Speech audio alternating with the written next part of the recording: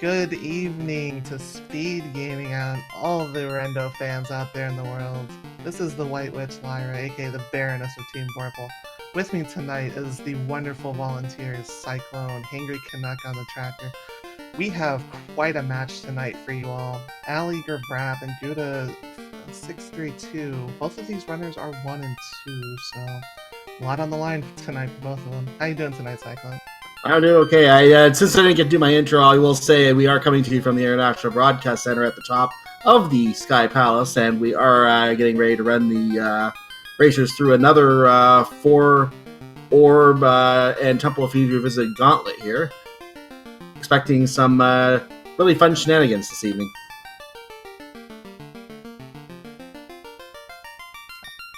Same. We have, looks like the same party cup. No, we have a Thief Fighter Red Mage Black Mage for Ali, and then Guda's chosen Thief Fighter Double. I can have certain advantages for Ali. Obviously, the magic is all randomized, so we don't know what's going to be in what slot, who's going to be able to use what. So Ali will have access to all the magic on one of the mages, and also be able to concentrate on just using magic with that black mage, whereas Gouda will have access to another mage who has the ability to do certain types of fighting with certain kinds of weapons. And there's just going to be some black magic spells he won't be able to have access to. Obviously, the red mage is also going to be helpful for the white magic right now because the black mage can't get those white magic spells at all. So it's going to be interesting to see how the magic is laid out with the white mage not available and how that will affect the magic arrangement of both parties. So, real quick, strength of schedule before we get started. We have Ali, who lost to One Fine Day, round 1, SVJ, round 2, Melee Wizard, 1 in round 3. And then for Gouda, we have Twitch and Chilp winning, and then a Cold Streak, One Fine Day, and then Sho Fukamachi. Who do you like better for this one? Yep, and this is, as you said, I think you may set a 1 and 2 matchup here. So whoever wins this race today will be able to advance automatically to the play-in race, which is going to be for anyone who has at least 2 wins there. Whoever is not the winner today will have one more chance to get into that play-in race and guarantee a chance at qualifying. So it's not over for either of these runners yet.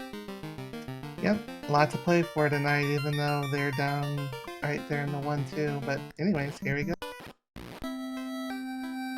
And Corneria is the one town that is not shuffled in the mix, or at least guaranteed not to be shuffled in the mix. We have Life already at level 1 in a perfect slot. Life and Ruse in level 1, then Saber, Ice 3, Zap. Sleep 2's not bad either if you're feeling spicy tonight. These are good spells. I did not roll this seed because it would not be this friendly.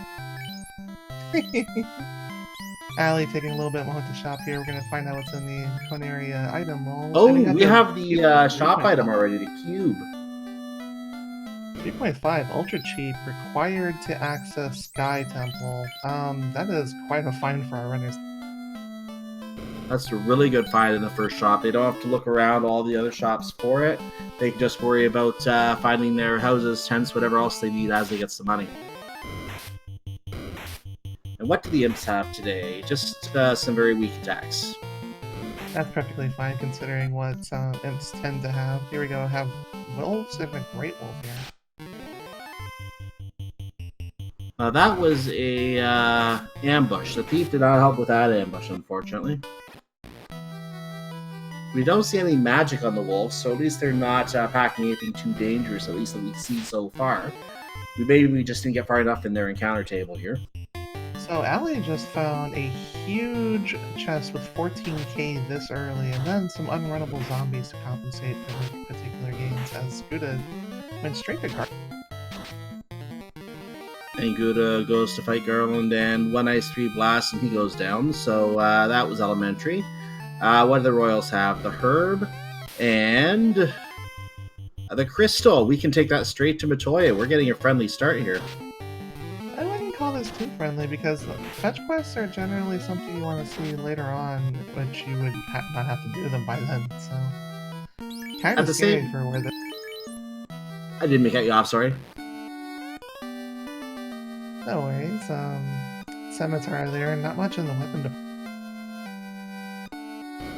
Well, one reason I like seeing the crystal early is because they're probably going to go to Matoya on the check to provoke it anyway. So it saves them having to ever go back. They can get the chest, they can go get the item from Matoya, and they're done there. They don't ever have to go back there. That's true. Iron armor there for the fighter, wooden armor for everyone on the thief and the red mage, but you can buy them. No. However, Guda has chosen to equip wooden on everything. Not a lot of really good weapons in that weapon shop, unfortunately. Every little bit of absorb helps against these particularly nasty monsters in these particular.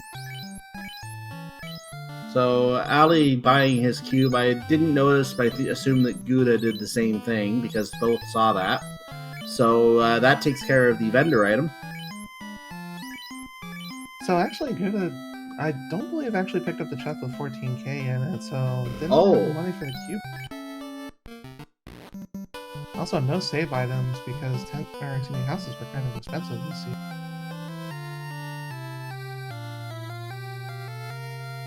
Look at that, we have the tail from Matoya. There's our promotion.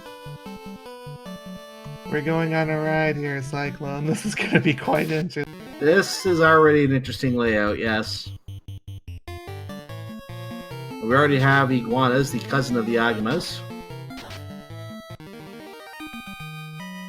And we have unrunnable mad ponies. It's the lesser apocalypse ponies. It's just the pestilence.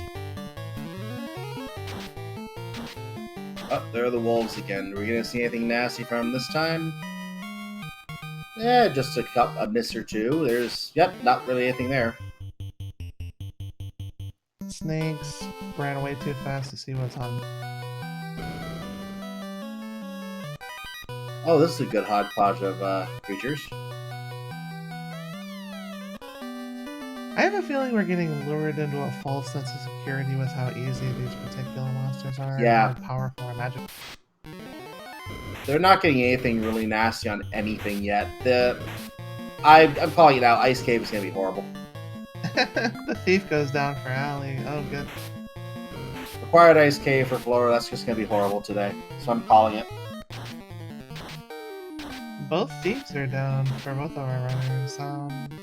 Would you actually... Ooh, that's Lefane. That's not something you want to take. Would you just even bother to pick the thieves back up once you hit Canary, or would you just...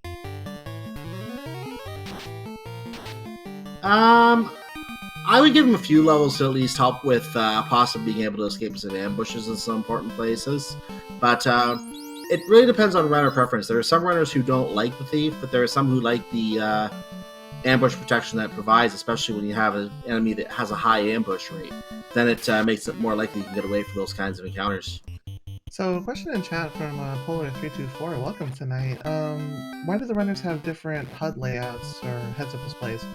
There is a fun flag called the Modern Battlefield that you can actually choose to have it either like the old school NES style Final Fantasy 1, or you can have it as a more up-to-date version of it. It's a completely for fun. It's completely tournament legal, so you can have it either.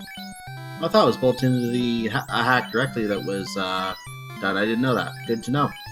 So we do have Ali back at the item shop. Obviously has the cube already. Getting supply. Well, look at the housing market. $2,000 for a house. That's pretty gross.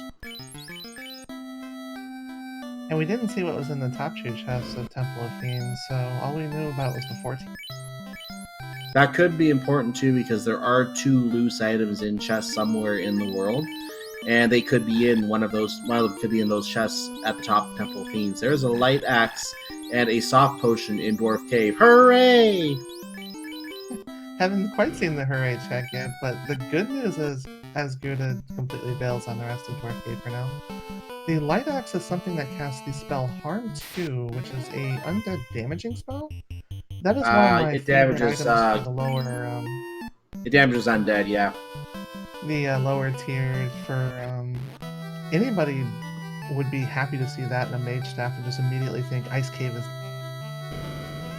So we're getting those top 2 chests you were talking about. They just had money, and Ali did not feel that was worth saving, so it's going to do the journey again to go to Dwarf Cave. Only about 700, 800 gold there, nothing special at all. Yeah, it's a very low amount. I mean, the cube costs more than that.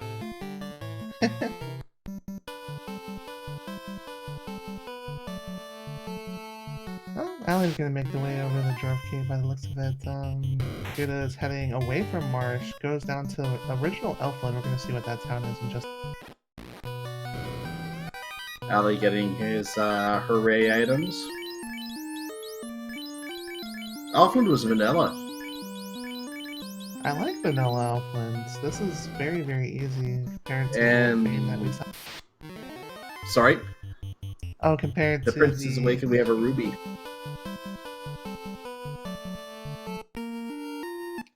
Again, more fetch quests. Not a lot of progression for any of our runners. This is gonna force Marsh Cave for both of them.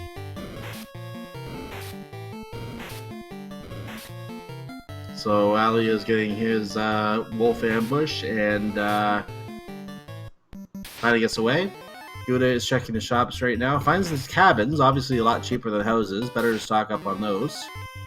Fortunately, since Conaria didn't have anything in the terms of cheap save items, Guda is definitely happy to see those. There was Lock 2 in the level 4 magic. Here's exit. Fog 2 as well if you feel like you need defense over evasion, but you never know what the spell slots will have. Lightning 3 Warp for level 3.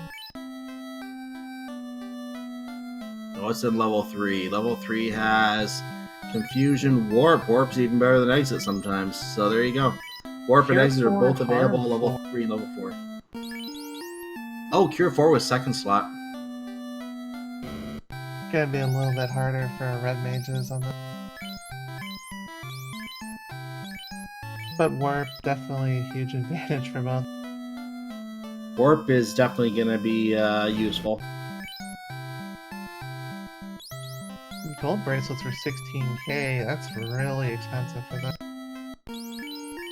Well, you know the gold price has gone up a bit. But you want a little bit of dollar store pricing. You don't exactly want the high-end basics. Ali turning in the herb for the ruby here. Yeah, the sooner you get to Marsh Cave, the better it's going to be for. Yeah, it looks like it is a race to Marsh right now. There's not a lot of options here. Crescent Lake is not available yet. We don't have the canoe or the ship, so we can't get around there. They're going to have to go to Marsh. Ali interested in taking a few fights outside of Elfland. That's actually a pretty decent idea. It is. We have seen our share of nasty Marsh Caves in this tournament, so taking a few fights out here for levels is not a bad idea. Ogres with Stun Touch, though. Very, very squishy, so easily dealt with. And Ali is quickly sent to get some tents. Still, with only Stun Touch, single target on the table, this isn't the scariest thing we're going to see out of this.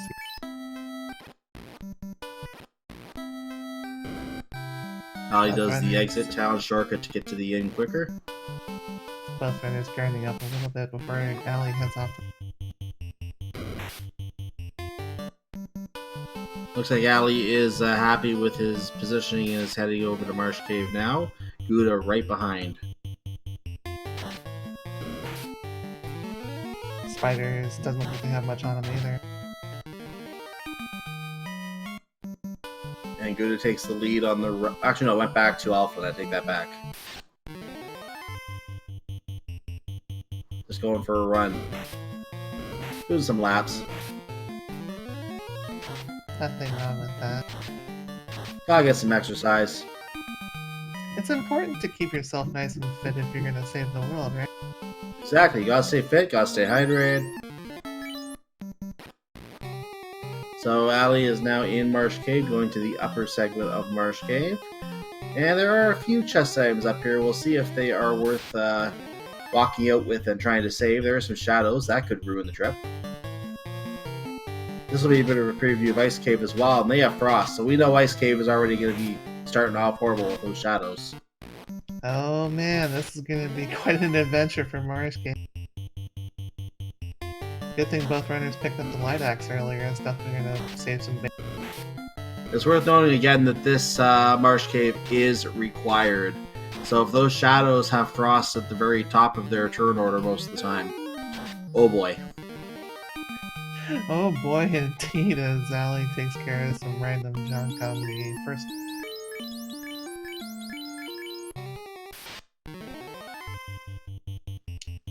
Guda failing to run from the spiders the first round, but gets away the second. Still haven't seen. The bones don't seem that dangerous today.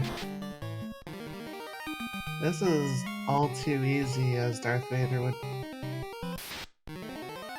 Good didn't get to see the shadows with frost, unfortunately. You get reset out of that before getting the information. And the thief goes down, so does the black mage for Guda. Oh dear. That's probably a reset at this point with only the fight. Yeah, he decided that was a reset. At this point, I would just go check the chest for information, as much information as you can, and then just deal with it later if you decide you want it, because obviously it's not going to be worth trying to fight that to get that out right now. At least get the information, make sure there's nothing up there that you need right away, and if there is, then you can fight to get it out. But just resetting and then constantly just making the same trip to get that information, I would probably get that information, leave without it, and then try and get the item at the bottom. So Guda was a huge find in the early black shirt, which casts ice too and is great for trash clearing mobs for easy free spell. Light axe has been engaged. Oh, Guda has found his way to the first couple of chests. There's the black shirt. That is nice. I think you just said that on Guda's side. Iron helmet and the defense.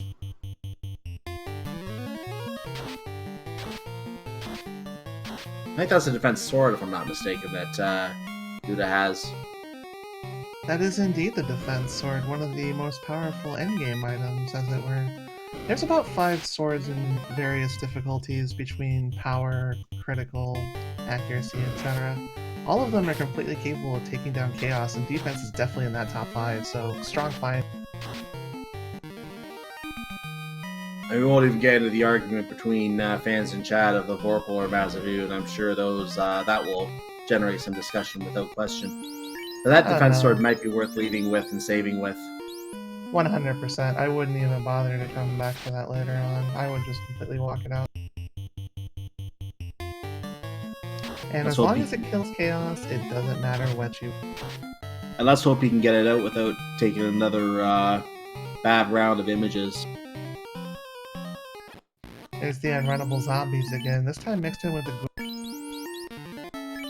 This could be interesting. Or not. Ice 3 connecting for huge damage. Free fight. Still, unrunnable encounters, that's something you want to see this early with this view of resource. Arr, nasty scum.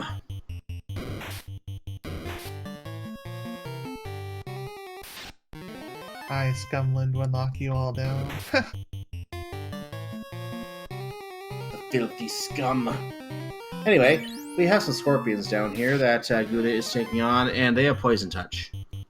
Guda getting rocked like a hurricane, only has a couple of pure potions to deal with that.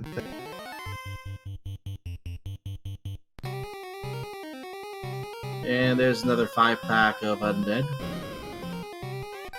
Ali is on the treasure floor right now and did find a large knife, I guess that is, or sword. I wasn't aware this was Pokemon, as Ali picks up a flame shield. Pretty good early game.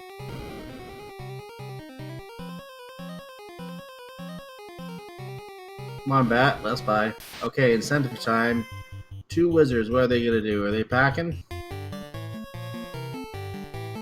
They're unrunnable this time, so we're gonna find out one way or the other. Yep. Or we'll just... Nope, not quite kill him. Scorch! Not too bad. It's pretty easy damage. Ali just firing straight on through. They are... We did lose our black mage, however.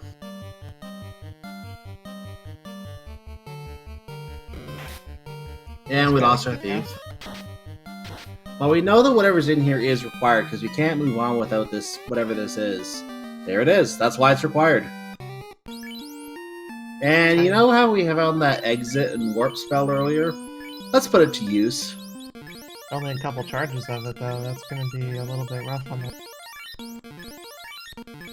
It may help, though. They can get back to the first floor and then just hopefully get out. But Ali is going to keep digging. I find this interesting. Reward with some money for it, provided you can get out.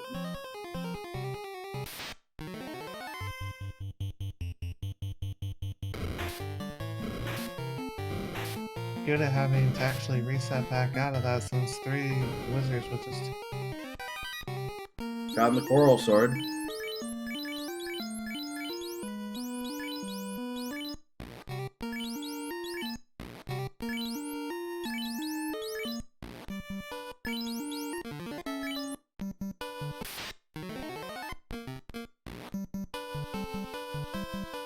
Ali makes it out successfully, as Guda is still going back.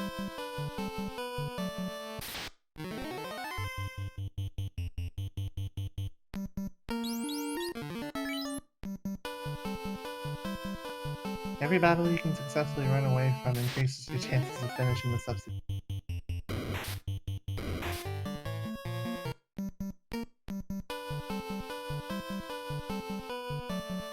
So Ali did make his way out. He is getting back to Alpha right now. Guda getting his third floor collectibles for the first time. Now, no key. There are some key lock chests down the bottom that the runners are not able to pick up yet. We'll see if they come back for them later. Again, 2 loose items. It is possible they could be down there, though the odds are fairly low.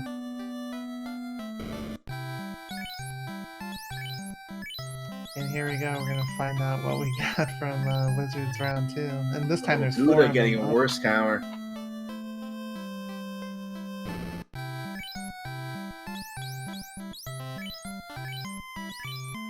Find those gold bracelets again over at Ali.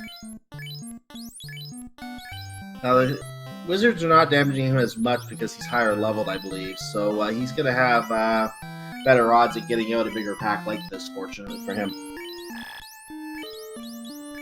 And just like that, 3 down, whereas Ali the first round didn't have either of the 2 down. So much better go for the Wizard fight for Guda there. Gets his ship. I don't think he'll have a problem getting out of here.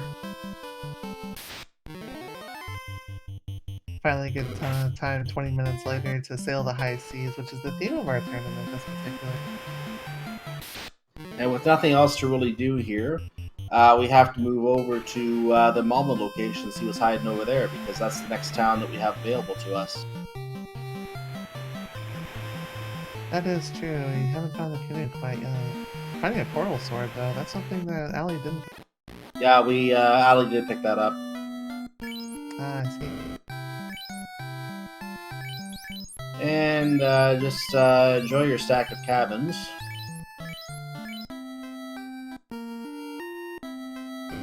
We're in Crescent Lake, by the way. That means there's going to be another item here that we need to pick up. We're welcoming in everybody from Speed Gaming 3. You just witnessed the wonderful Crab Cake Shadow Walker race. Hopefully people will watch the VOD of that. Yep, I understand Will Closeless was doing solo commentary on that one, so I trust that was a really good race over there, and I trust that the commentary was just as on point with that. So Ali is over to the old men right now to pick up their item. I think someone forgot to tell them they have to stay still or something like that. They're a little restless today. Magic was X for life 2, what spell slots 1 and 2, and then there was cake and it looked like temper and 3. Oh, we have explosives. Hooray! Indeed. So the next question is, will we have Lazy Dwarf or will we have more fetch questing? Considering we've seen pretty much all the fetch questing so far, there's gotta be some sort of progression. Oh, there's the Shadows with Frost right outside Crescent Lake / Melmond.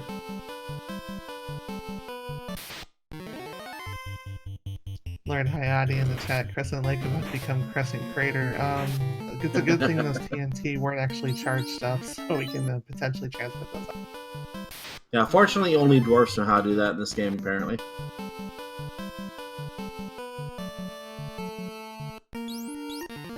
quick recap request from Homer, please. Sure.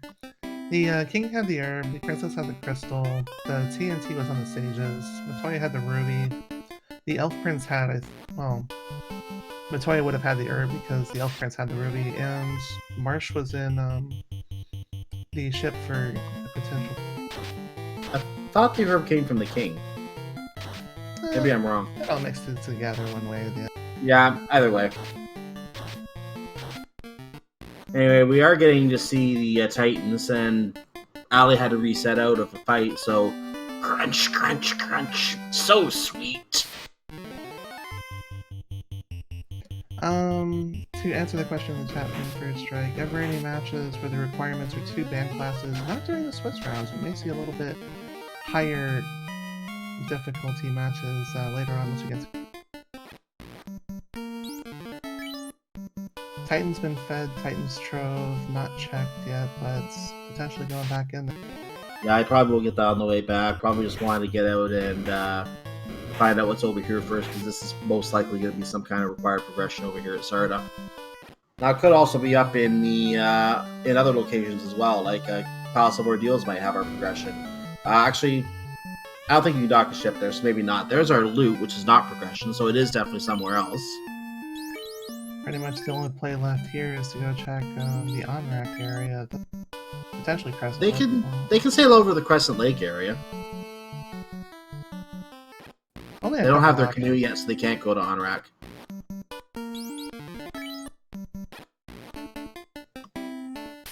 Tally saving before checking Titan's Trove just in case quick reset. Ugh. 2 encounters in a row.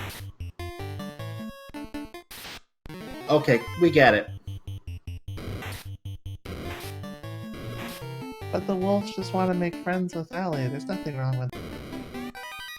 Money! Money! Money! Money! Bum bum ba bum. Wow. Yeah, Ali resets out. I wouldn't keep something so little as well. Tiger uppercut on Ali's side.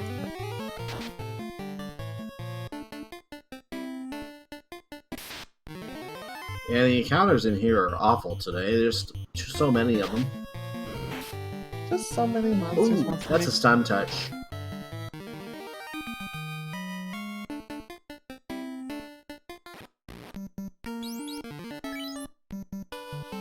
Did Guda explore Crescent Lake yet? I don't think he did. No, Guda does have the TNT. You want... Dwarf Cave. He's going over a Dwarf Cave. He, the TNT came from the Crescent Lake. He must have popped over there and got the TNT without us noticing. Actually, I see it on his tracker, so he does have it. We're gonna find out what Narek, the demolitions expert. Well! 25 minutes, we have airship access. Let's go on and head on over to the right. Well, this is why they didn't go over to the Crescent Lake area yet, because now they can find out what town is there and get the floater while they're over there. Everything was coming up good. Yep, we finally have some good progression here. We can finally start figuring out what to do here. We don't have the canoe, so this is how we have to get to, apparently how we have to get to our locations with the, at the Volcano and Ice Cave and those. Speaking of which, we've already seen a preview of Ice Cave and the Marsh Cave where the shadows have frost. So, Ice Cave is looking like a dandy already.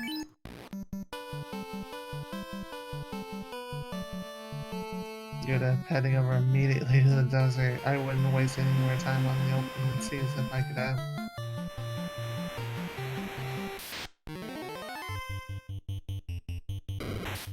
Ali runs across a pirate. Pirate just wants to make friends, but ran away. And Guda is going to park the ship down by the desert, and we will probably never see it again, except unless once or twice we sail past it. Then he can just wave hi to it. But that's the last time Guda's going to be sailing in the ship, I think, today. Crescent Lake, Melman. They flip places. Yoda nopes straight out of Melman, heads back onto the airship, and goes to Gaia instead. Fidel Gaia. It looks like it could be, but there are a couple other towns we haven't seen yet. Onrak and the Lufane location are still unknown too. The Onrak, we need the canoe, I think, to get there, so we're not going to see that one for a while. We can check Gaia, and if he's brave enough to try it, Lufane, though. And that floater means that the Titan was not required, so Ali was nice enough to feed the Titan, and Guda didn't do that. Started handing over the lid. As we welcome up Will Cleosis, who has just finished solo commentating from the Big Crab Cake Shadow Walker matchup. Congratulations on that adventure. We're gonna find out what the... Oh, no, not the vendor item from the... Wait. We already know that the vendor item was definitely a Conaria, though, so... Yeah, it was the cube. Massively.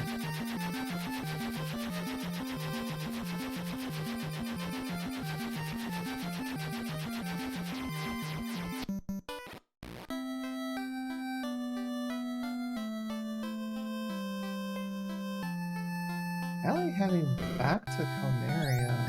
Looks like they're gonna revive the thief and the rest of the party. Oh, just the red mage, it looks like. Two-person stress this early. I'm a little bit concerned, but Yeah. definitely not so. Maybe he's decided the black mage will not be serving a lot of usefulness for him. Well, now he got the black mage back. He did revive him, it looks like. Due to 28 minutes, the first one the class changed to the advanced classes, and we get to pick up all that fun stuff that we haven't had access to before. And hopefully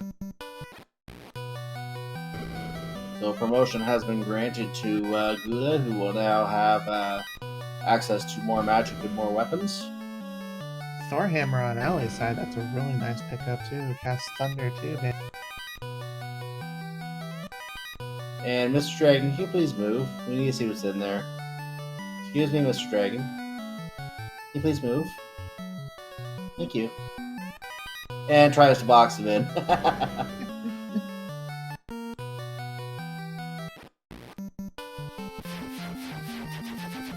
Fortunately, the way the game is programmed, once you can touch up against something, you can pretty much push it out of the way. But the problem is, the direction it's pushed in, it's weird.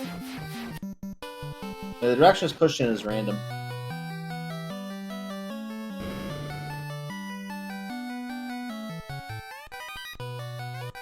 And Ali is having more dragon problems. There we go, cabin in that chest.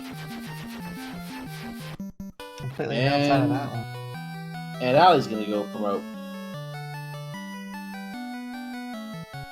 Definitely nice to see the runners meet up at least one point in this.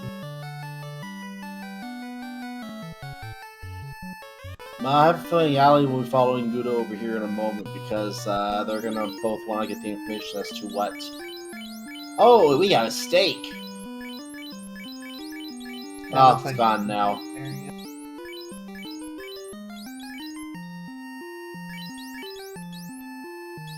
Guda is getting a lot of encounters here.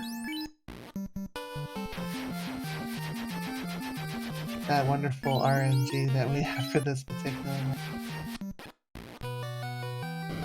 He almost got down there this time, and then Gaze immediately stunned. Oh wow, Gaze and Thunder.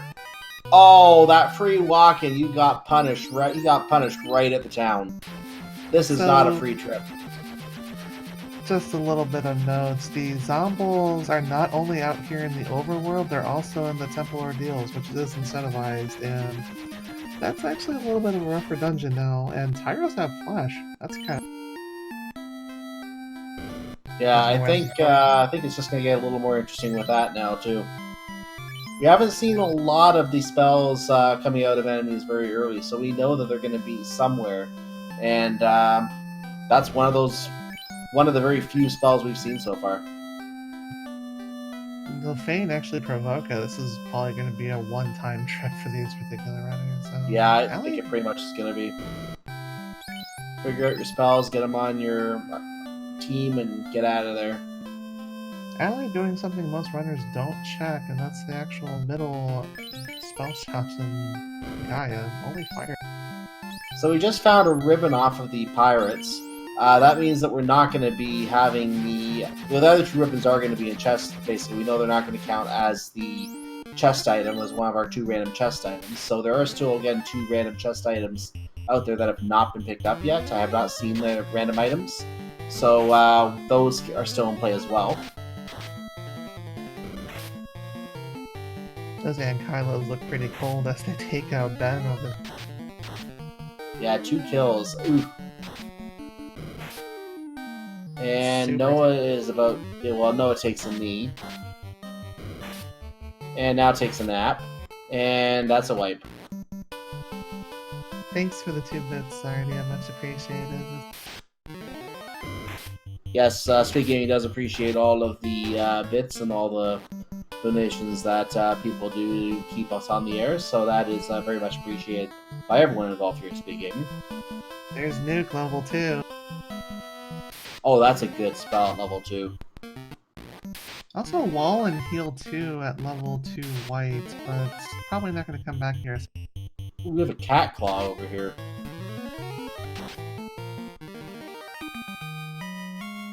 Cat Claw too expensive, and only the Black Wizard can really... Yeah.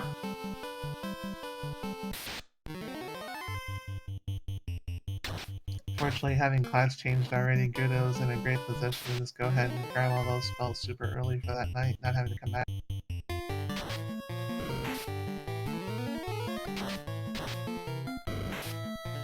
These runners are kind of star-free experience at this point. All these monsters have been either really tanky or hitting her.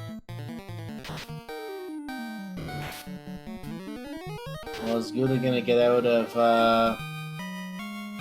the provoke area alive here? Has to deal with some giants. Nuke should make that a lot easier. There it is, 3 levels.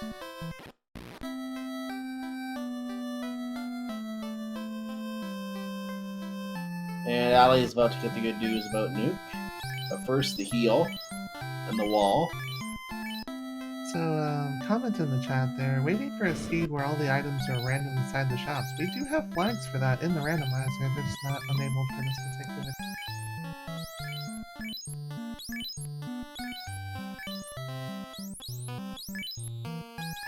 Good, heading back to Pronaria. Gonna go ahead and pick up some. Well, not much. Going to the shop to obtain his cube.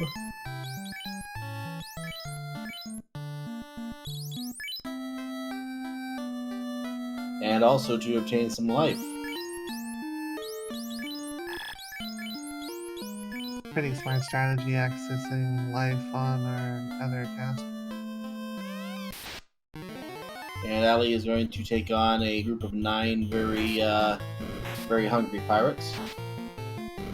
Something we didn't comment on a little bit earlier in the level 1 spell shops, but Saber was actually a pickup at level 1 too. That's actually pretty high.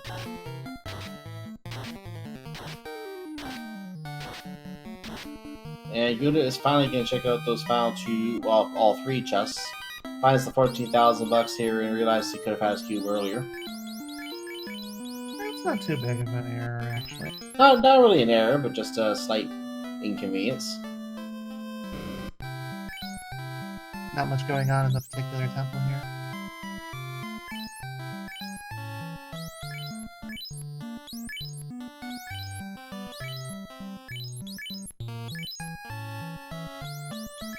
As we welcome Duckling Mastermind Thundercloud to the chat. Good to have you tonight. Hope you're enjoying the wonderful adventure that we have for you this evening. Yes, we have a great, vibrant community of runners, commentators, and everything else here, trackers and that. And one of the better performing randos around. I would say next to Link to the Past Rando, I think this is probably the best, most populated, most rando that people are most interested in, I believe. So very nice to see a good group at all the races here on the Speed Gaming family of networks. Ali making a second Biggie check. Biggie just apologizes for the trouble, promises not to be any sort of a bother to the citizens again. Much appreciated. So we're having our first volcano dip on Guda's side here. Guda is going to see what we have in the first 4 chests here and in the armory, or second 4 chests and in the armory. So first chest is a cabin. Yeah. Straight to the armory.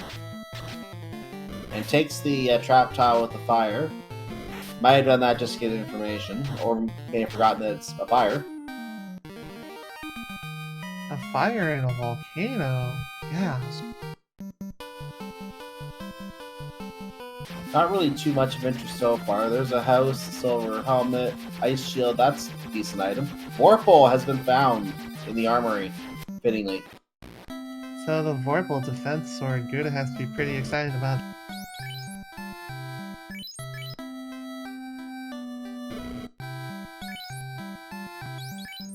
We find more money, and a pure potion, and more money. I'd lock that out. Yeah, he's going to use the warp to get out of there and then reset those charges after saving. Well, actually, what is he going to do now? He's leaving. Maybe he doesn't want to check the rest of the cave yet. Gonna go to Ice Cave and save out here, get this out of the way with the Vorpal. Honestly, long hallway checks, I wouldn't even bother with those right away. Due to make easy, smarter play with limited. He's planning to make the play on the Fiend later, I believe. I think that's what his planning is for that. So both runners are going to Ice Cave. We're going to get a good look at Ice Cave right now, 38 minutes into this race. As we have the wraiths and no information. And more wraiths. And no more information. And there's our bones.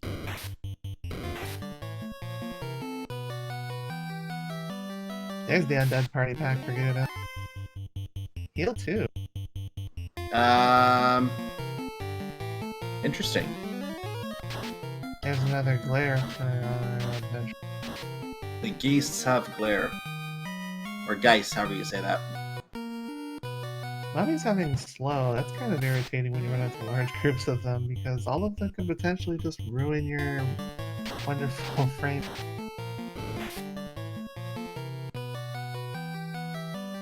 And the wraiths are healing each other.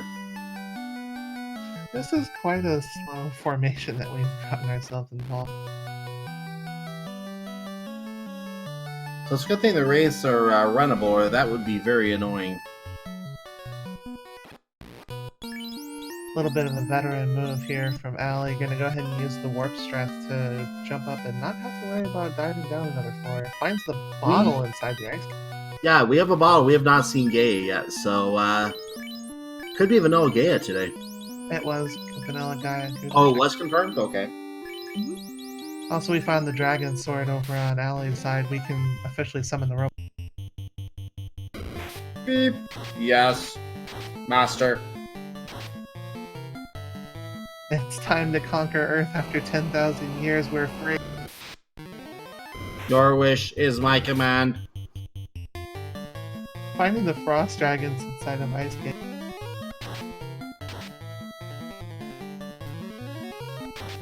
And are the race gonna heal their party? No, the image. Oh, the images and race both have heal 2. Oh my. That would mean heal 2 is on what we call the Medusa script, which is basically something that lets you cast an ability or spell between multiple sets of. Fortunately, they all got one shot after that by a nuke. The average is 3 times for the Medusa script. What we've seen seeds in this tournament where up to 5 sets of monsters has actually had access. Oh, we have Merc down on Ali's side. Life is utilized, and that is no longer a problem.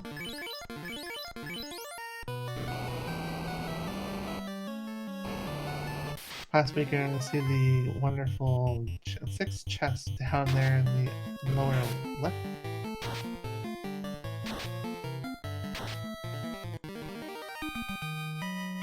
You're going to go ahead and pick up their box.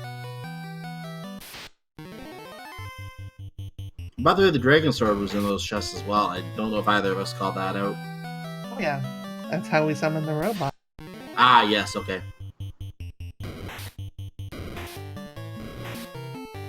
The red bones just being a little pain in the rear, no big. Heal Ooh, helmet, these that's chests are- actually really nice. These 6 chests are gross so far. Well, not necessarily. Heal helm does sell for a decent amount of money, plus it actually casts heal spell in battle, so it can be used to consume resources. Well, I was referring to the items in the chest, the very small amounts of gold.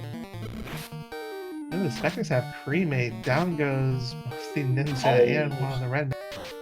That hurts. Well, technically the runners could use their exit and get out of here at any time, but I have a feeling they're going to clean out all the chests before they do that, because there is, again, that loose item that could be somewhere in here. That is indeed correct. Ninja's taking a good couple shots of light and 3 to go. Once Guda gets to the last chest, he can use that exit and just get out of here and never have to come back.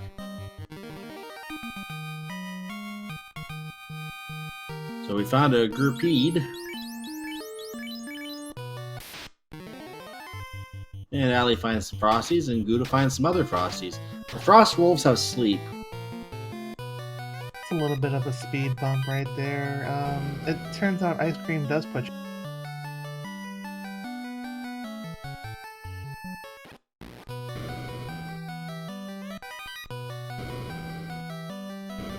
The seat has very little money in it. Opal helmet, helmet. that's completely. Yep, Ali's gonna take some time to equip that.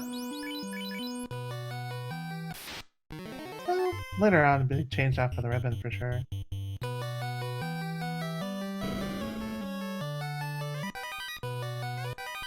There was the rune sword and the silver axe, and Ali can just warp. Or exit, rather. I'm gonna check the eye first. Might as well, you're already here and you want to potentially find out some information whether you want to come back later. Well, that was easy. Super squishy, here comes the grind. Running mode activated.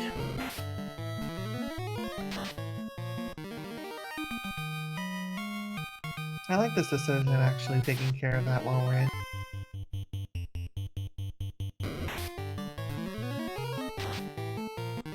Yeah, that doesn't take a lot to kill an eye these days. Looks like they rolled super low on the HP table and they're definitely just getting blasted in the face. Oh. Just empty out your resources on them and just warp out. Yeah, they're just getting obliterated. It's not even a contest. Once in a while it gets a hit out, but just falls. Paper thin. There's the old cremate specters, right?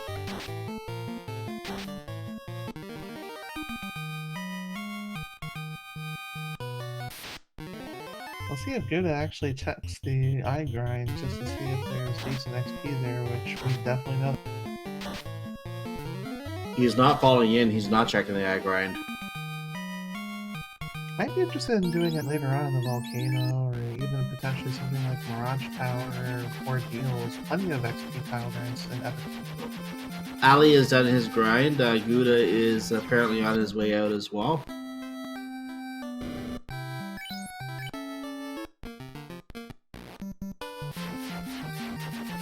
After the undead creatures continuously heal themselves, and then cremate is used. And more healing.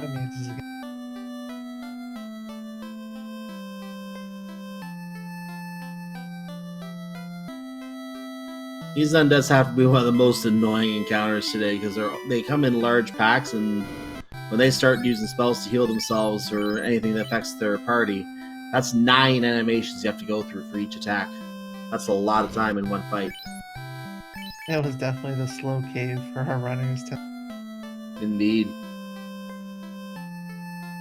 So there's Gaia.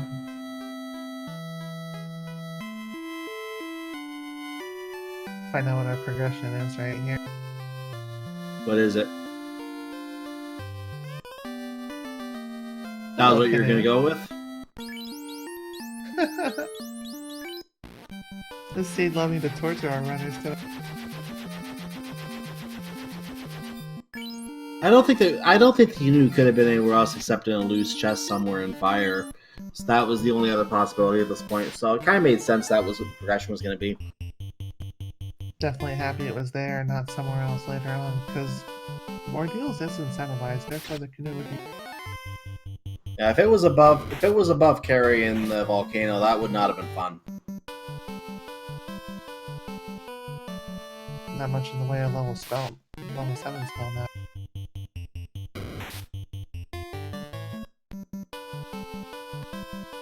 We're now off to the Palace of Ordeals. What do we do at the Palace of Ordeals?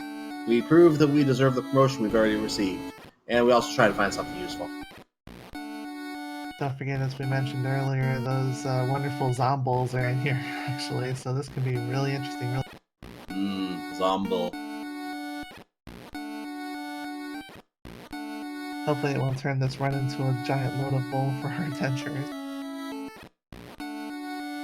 We're going to probably see some warp at some point here. Oh, there's the Medusas. The wonderful mascot green Medusas that are going to be in potential future polls. These are their cousins, and they're just as annoying because there's definitely... And, as being noted in chat, another name for... Well, I kind of came up with the name for the Palace of Ordeals is Restart Music Repeatedly Castle. Kind of makes sense. There's a lone zombie right there. And it didn't last long. Ali taking no chances with that encounter is definitely a smart. You caused me problems. Die! Have a plate of wings over there on Guda's side as Nuke goes off against the sorcerers. Not really interested in taking that encounter at all. Just blast. Right now they're covering each other's tracks here. Guda is following Ali into Palace of Ordeals. Ali is currently buried inside, dealing with some man-cats. Guda starts his journey. Good old ambush raid on those man-cats. We see our first apocalypse ponies for this. And Ali is having a nightmare. And one cycle is not enough, so a second cycle should take out the other one. And let's see what these chests have.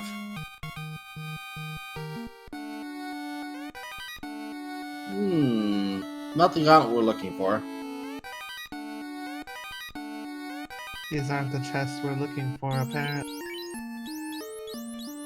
The gauntlet you are looking for is in another location. Your gauntlet's in another castle. Oh, we're out of castles. Well, actually, no, there is one more, I guess. Or two if you Zombies count the completely key lock. plastering Guda down in 2 warriors. We have a chime. Hello, Liz Chime. That's our first loose item, the chime. And the crown is the incentivized item in Palace of Ordeals.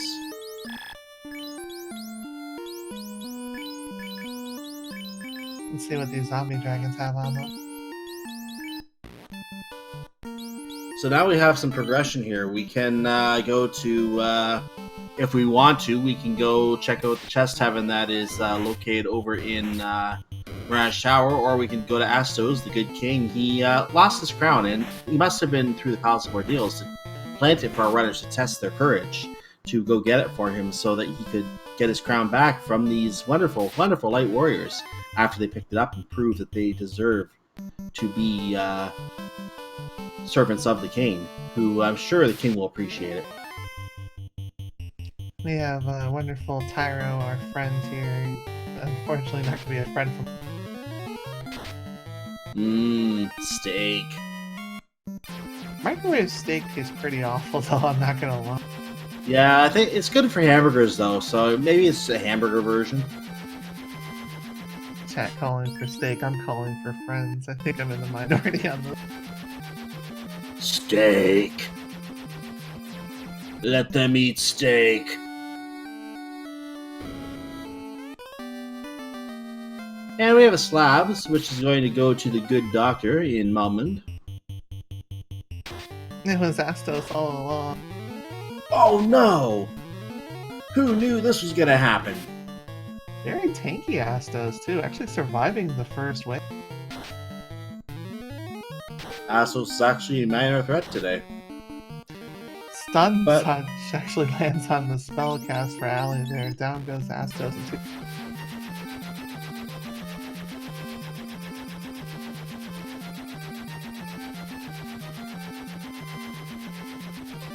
So Ali leaves the good king behind after his death, which is fitting. And we are now in Melmond, and we're going to get the go visit the good doctor, and we're going to first check our magic because we haven't done this yet. So black magic at level 5, ice 2 is decent, brack slow 2, and dark. I would definitely take the Brack out of that. Not much else was interesting, honestly. And the good doctor is able to teach a language in 2 seconds, and it's not really hard when the only words they say are "doo pa, doo pa." I would think that would make that quite a challenging endeavor, actually, instead of an easy one. I would think so too, but don't question Nintendo logic.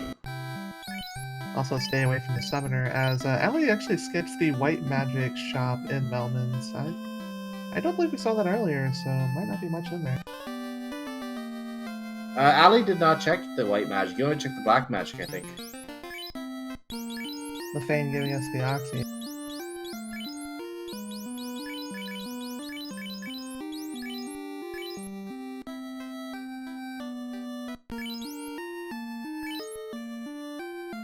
So we did get a check of one of the magic shops in the Bufane area, and it had fast in it. So we know that fast is at level 8 today.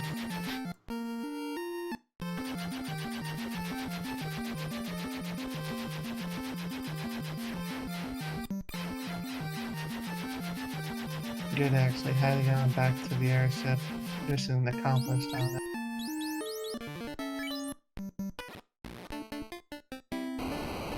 And Ali is now on the way through the volcano. This time I think he is going to check some... Oh no, it was Gouda who was there before. So that means Ali is going to be finding the Maz Moon. May check some other items while he's here. Unrunnable red hydras, those are pretty minor to moderate. Yeah, that's pretty annoying. Nothing that Nuke can't handle. Max roll on that nuke, 400 damage. Down goes the red hydra. Yeah, I don't know, a lot of things are going to last to 400 damage. Even a lick shouldn't be surviving 400 damage. And Onrak is original Onrak in this event. Oh, Vanilla Onrak. Wow, a lot of Vanilla Towns this time. I would say this is definitely randomized because we did see Thunder early on in the script. Yeah, Alfland was vanilla, Gaia was a vanilla, and now Onrak was vanilla. And Ali about to get his Warple after this quick Ogre intermission. It's all Ogre. Good, actually taking on the Mud Golems instead. Not interested in that. Oh, gonna get the chest with the Grey Worm last. Probably just gonna warp straight after that. Better in move, not wasting time with the top stuff, even though we don't exactly know. Sees he couldn't hold the ice shield, you're gonna drop something and pick that up. Ice shield in a volcano, it's probably mostly melted at this point. There's Yeah, the I would think it's melted by now, yeah.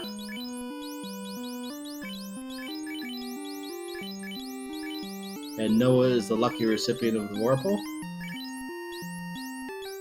Forged from the fires of the volcano, it is the almighty crit machine Vorp. The almighty heated sword. We might get our chance to see Out of Bounds Bat, by the way, while we're here in the waterfall. So it's like a shiny Pokemon, you only get to see it the once. And we saw it! Did you see the shiny bat? The Out of Bounds Bat? I did not, for some random reason, but this... It appeared for just a split second. If you missed it, you missed it. So you're only going to get to see it the once, because Gouda's not going to be able to show it again, because he's going to exit out of here as soon as he gets what he needs. So it looks like either the Wiz Mummies or the Cockatrices are unrunnable, because those mummies definitely showed up in that big tile there. But there's Thunder on the Wiz. That Is going to be painful.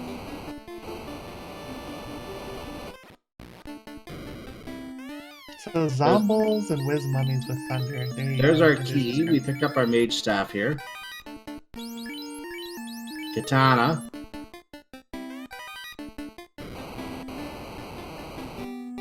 That'll give us one happy thief, I believe.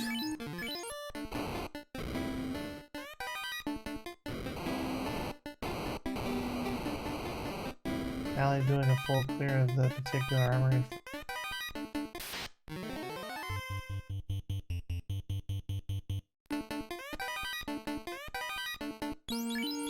We're getting some ice. Go ahead. Melted ice sword and also the opal bracelet. That's actually pretty strong. So Ali is making the trip down to the basement. Is most likely going to be fighting Carrie while he's here. So we are going to get to see our first Fiend fight when that happens. Question in the chat, did Guda already die at Volcano? Yes, because the Whirlpool was actually inside the volcano as well. Guda died that way.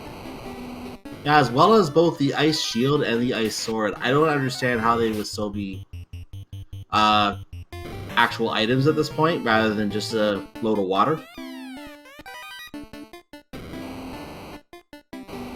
Thank you for the clip. That was definitely nice to see the out of bounds bat in this. Now, hey, that's cheating. You only get to see out of bounds bat live. You can't do it via clip. It's against policy, you know? You gotta see it live. They're sharing the spirit of seeing out of bounds bat as it shows up. Chad actually playing dirty tonight. I like.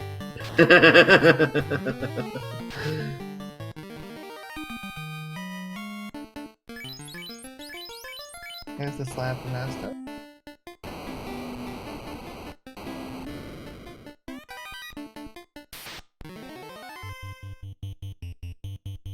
See if we do some Agama.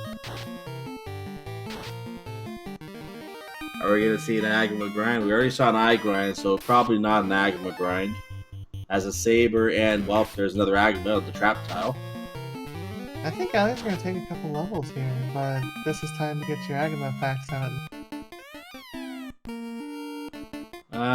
Maybe not. He's on the way out, so the Agama facts are going to have... Oh, you know what? If we're going to keep seeing him, we might as well, right?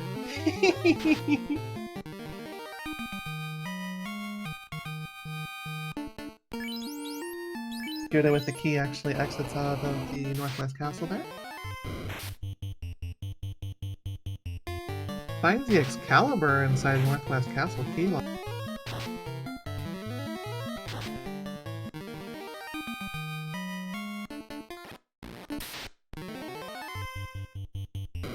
That's something Ali does not have access to right now. Sorry, what's that? Oh, Guda actually found the Excalibur inside the key lock of Northwest Castle.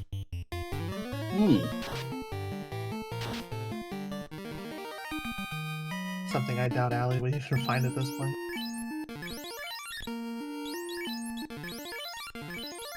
As we welcome Daring Lou into the crowd that's ever growing tonight. We are live here on Speed Gaming 2. My name is Lyra, and with me tonight is Cyclone. What a race we have here so far at 1 hour. Yep. We are an hour into the race here. We have seen all the towns. We have seen the floater, obviously. We're flying around. A lot of items. Did you want to go ahead and give a recap for them? Oh, no, I did the first one. That's all I need. I'm not keeping all the notes. I assume you did. You can go ahead. Aww.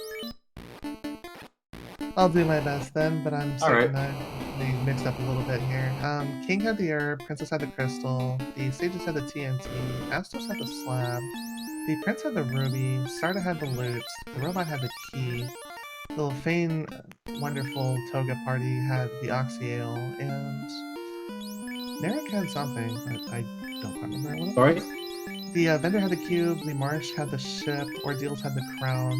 One of the loose items was the chime inside Ordeals' top floor. And then most of the towns have been vanilla this year.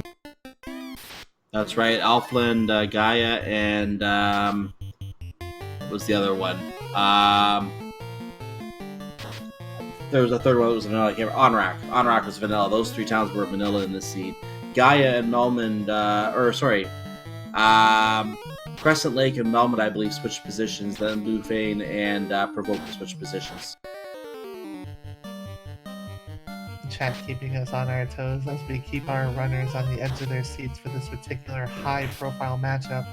There's a lot on the line tonight for both of these runners, as the loser is going to drop down to 1-3 and potentially miss the playoffs if they do not have their must-win Game 5. Meanwhile, Ali is doing the first Fiend fight of the evening and using some nukes. Carrie was still saying, but that was a 3 hit for 219. That was enough to take her out. And we have an orb lit.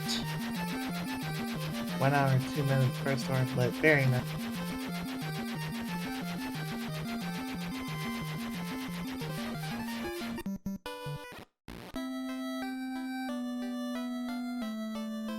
Opal Gauntlet in there. More money for good.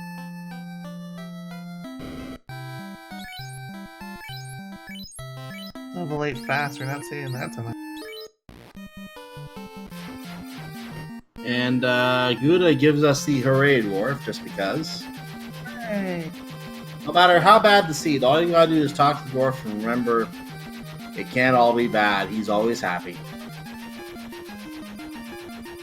So here's our key items. So far, lots of money, which is what seems to usually be the case here. There is a silver shield, there's a heal staff, and a couple items that could not be held. A cloth is not worthwhile, but a pro cape is. Only 1 of 2 pro capes in the world. Definitely valuable for mages, as it does protect against very, very nice. Once in a while, you might be lucky to be able to buy them too. It also keeps you warm, but that's the pro ring that you're thinking about. That's something we haven't seen in the item shops yet so far. It might be right here in Oakland. Nope, So there's the gold ring right there.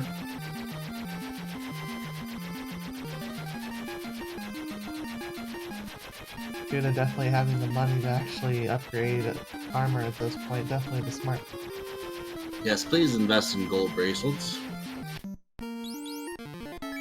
Drive that price higher.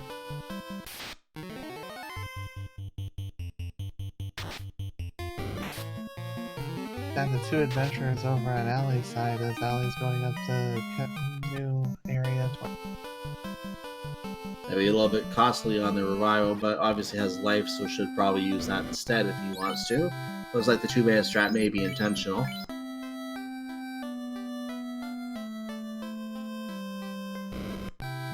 Chat pointing out that you can easily afford gold rings if you sell those wonderful gold ribbons. I think only crazy people would use those particular numbers. So Ali's going to be checking out the waterfall moment after these trolls that you just mentioned. First one goes down easily, and Nuke on the other doesn't do the job, so Nuke comes out again. That one does do the job, and Ali is out of there. Guda is now in the volcano, going to be doing his own carry exploration, I believe. They have switched places. Just take a moment this time to remind you, follow these runners. They're putting on a fantastic race here this evening for your entertainment. And there's one of our pro rings right there. I don't think Ali picked up that pro ring in the volcano. But yeah, make sure to follow the runners. They're putting on this race for your entertainment, and I'm sure they will be happy to have any thanks and any such for taking part in this tournament and providing this entertainment for us. Yes, thank you, Speed Gaming indeed. And no, this is the first time we're actually seeing the long hallway chest here. It is. And Trap Tile with the fire. Ali goes in the volcano. We can see out of bound bat again. Hooray! No, that's Dwarf Cave. Also hooray!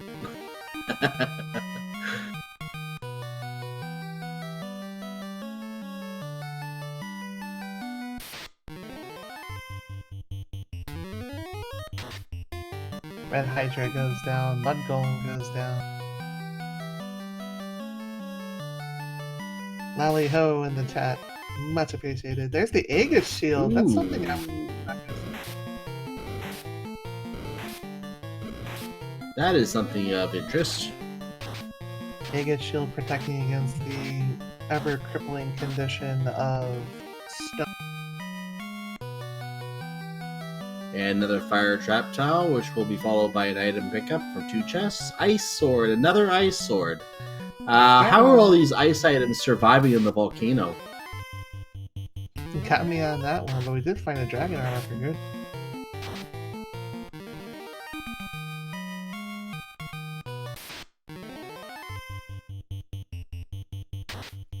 mud golems there. Guda's gonna go ahead and start heading back towards the bottom of the wonderful look.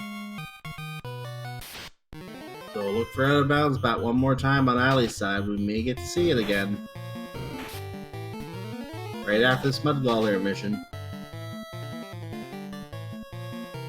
Guda meanwhile down at the 4th floor, going to pick up his items down here in the volcano. Chad indeed pointing out that those chests aren't usually grabbed by most runners and definitely paying off in the big. Ali did not see out of bounds bat, so Guda will have the fortunate blessing of having had that vision. Chad actually calling for the orbs being lit. That is the ultimate goal for our adventure here. Light the 4 orbs, defeat chaos, end the 2,000 time year loop, and save. Ali did not pick up the items. Oh, he got wiped! He wiped! Oh no!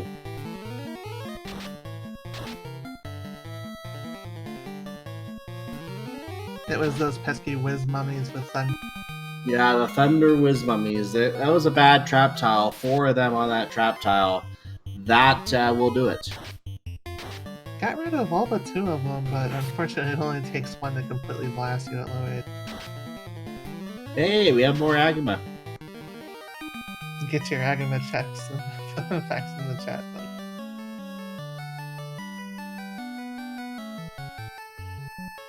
Here's that out of bounds bat you were possibly talking about. We might get another shot at it. Watch closely on Ali's side. You get to see it. Well, not yet. Depending on luck, you never know what's going to happen. A little bit of a danger of running 2-party strats. So let's see if we see out of bounds bat this time. We do not. Honestly, at 1 and 2, it's time to start making gambles and fight for your life because you don't want to be put into a 1 and 3 scenario.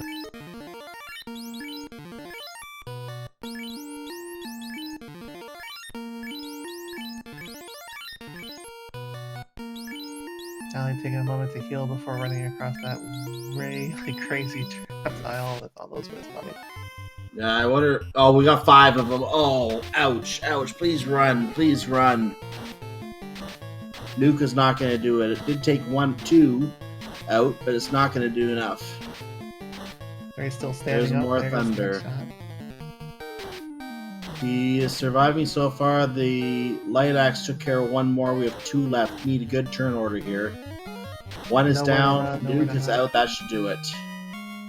Chad indeed confirming that the whiz mummies were definitely unrunnable. So yeah, it was blast or get. It was blast or get blown out of the water. Literally. Ali picking up the key, and the katana, and not much else. But the mage staff is actually kind of useful. Yeah, Guda did pick up that mage staff earlier as well. Is Guda doing an Agama grind? Might as well. You haven't taken much of an XP grind here since you skipped the Eyes and Ice Cave. That would definitely take some time to get a little bit of XP. What's the ninja up at the top slot? No? Flips it back down to the 3rd slot, protecting all 4. It looks like this is an Agama grind. So yeah, this is definitely the time for your Agama facts. Speaking of, I understand there was once a deformed Agama in the colony, and that Agama ended up claiming power over the others, and that's the one that eventually grew up and turned into Carrie. Didn't know if you ever knew that. I would have guessed Chaos being the almighty controller of the world. No, that's Garland. That's Garland. Garland liked him so much he gave him an orb to take care of. Agama frequently asks questions, why are we doing this again? Because ice cream is delicious, that's why. And so it's is fun. Kentucky Fried. Kentucky Fried Agama. Ali making the way back over to Onrak there. We have Oxiel, it could be time for Sea Shrine. Yeah, this could be the time. I just realized I don't think we've seen a rod yet, so Earth Cave is not accessible yet either. That would probably be the other loose item at this point. I would say the rod would be a loose item at this point, yes. Tiger uppercut over on Ali's side spot.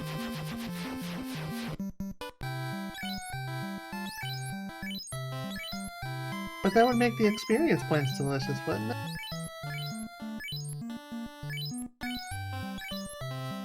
Aggie must confirm part of the time.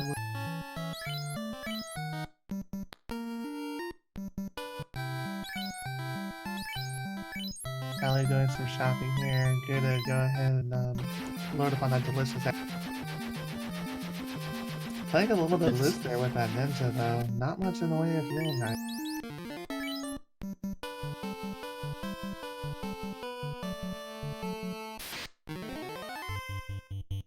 And Ali runs into the friendly neighbor at Ankilo.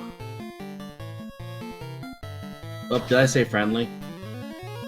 Super tanky and kind of spiky. Not exactly your idea of Stun does its job, and that's a kill. Agam effect starting to pour out of the chat. All it took was a little bit to warn them. Agama are spicy and hazardous to your health, except on pizza. Agama flavored pizza, that sounds pretty adventurous actually. The cheese would definitely balance the spice.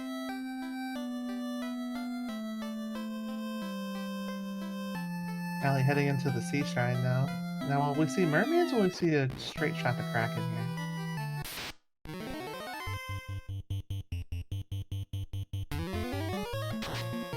Sephiroth's new to the randomizer. Indeed, the wizard Sahajin and the red Sahajin is always an unrunnable encounter regardless of whether it's randomized or vanilla. We are getting our sea shrine dip here. It is vanilla, so we're going to see vanilla colors too today. Going straight to Kraken side. I like this play. Gotta go fast. You have really... Now the only question will be where that rod is. That rod could be anywhere, including in Earth Cave itself. So at some point, I would say the mermaids might still be a good check to make, because there are a number of chests up there. The question is, are you going to put that before a place like Barrage Tower as a first place to dig out in Sky Palace? There's a lot more chests in there, so the question is where that one chest is that has that rod in it. Or if it's even, in some way, if there's something we're forgetting about that could be coming from the dwarf in Cave. Which could be the case. Honestly, with both Chime and Cube, as the Chime was indeed loose and Ordeals, I would favor Sky over Sea at this point and try to go mode Sea as much. I think I can actually confirm I'm going to stand corrected in what I just said. We don't have the Adamant yet. So, from what I'm seeing on the tracker here, if I'm reading that correctly. So that means that the Adamant has to be the loose item, and the Adamant would lead to the rod. Anywhere in the world it could possibly be, but with no, it's definitely not a volcano. Nor an ice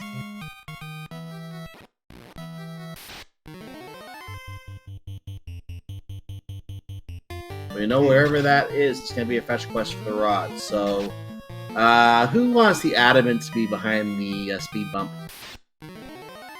Oh no, that would be so convenient. That would be gross, but it could happen. Kind of beefy on the waters here, and we saw that the wonderful sharks of San Jose were definitely not all that particularly strong in this adventure.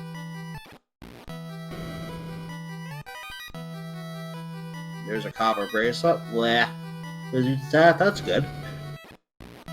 Wizard staff, pretty good for money. Confusion, definitely you're more likely to be confused just by holding on to it than you are. 2 gold. 2 gold. I feel like I'm having deja vu. Let me sense a deja vu out of that one.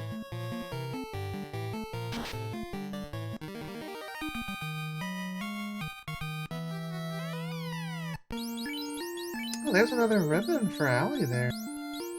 Oh, very nice. So 2 ribbons have been located. Where is number 3? Should take it better than warping back and then going straight back. Guda's on the carry fight, pulling out the nukes, and that nuke does the job. So we have One orblet on Guda's side. Question in chat, are there any more incentivized locations? We're pretty much just looking for a loose item. Yeah, it has to be a loose item at this point. There's nothing else incentivized that it could be at this point.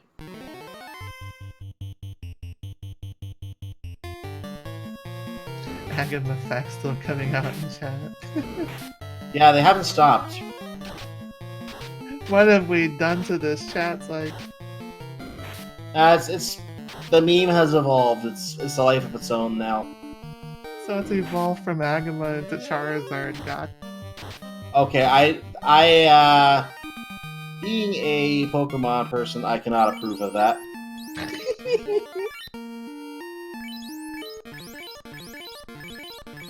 Like, I am very sure that one is not true. It's true, it's true. Apparently the third ribbon was found. I didn't see where that third ribbon was.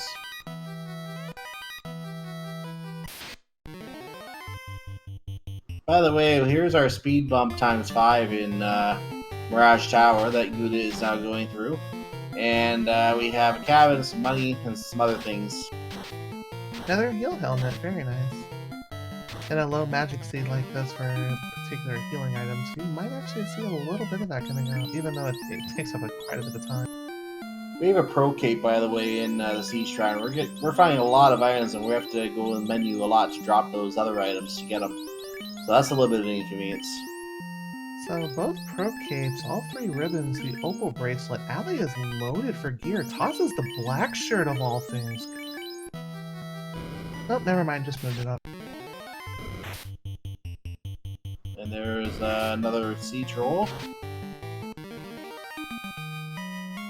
He does kill it. Oh, and I don't know if that's actually a trap tower or not, but there wasn't a big encounter there. No, that's definitely a guarded tile, right?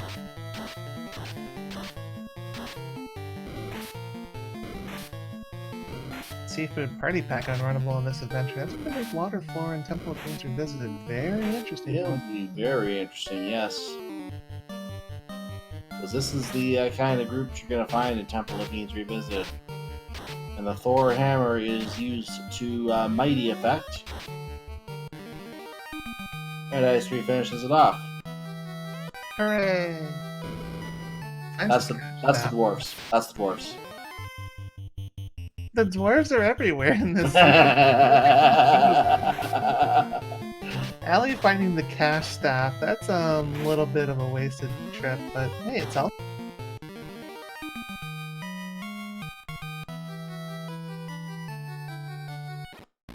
Good at running into the 6 mummy, 3 wizard mummy one. That's a little bit beefy, but not too much of an issue, even though the wizard mummies does have thunder. And there we go. There's a cast of it right there. Yeah, there's the ninja taking a knee right now. Everything working out just fine for good in the end, though. And ooh, Chimera. That was a poison touch Chimera. That's gonna make the first 4 of Temple of Fiends Revisited very interesting.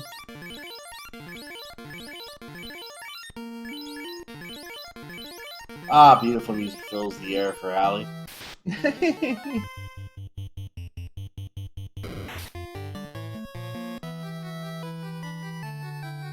A lot of money in the greater than less than room. Silver armor, little money, big money, wear sword, cure potion, great axe, little money, and Modern big money. whammies there. It resets straight out of that. Nope's completely out of our. You got a whammy.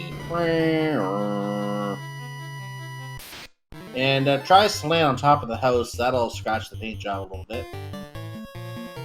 If you're trying to get me to make whammy noises, I think you better look. No, I'm not trying to get you to make whammy noises. That would probably get a lot of people off guard if you were to make noises. I didn't have to. You did it yourself. At least I was leaning into it.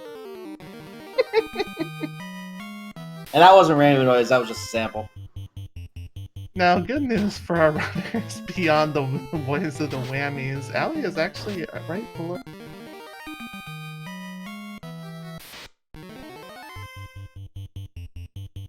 Looks like either the sea trolls or the lobsters were the unrunnable ones, because Yeah, looks like it. snakes were not.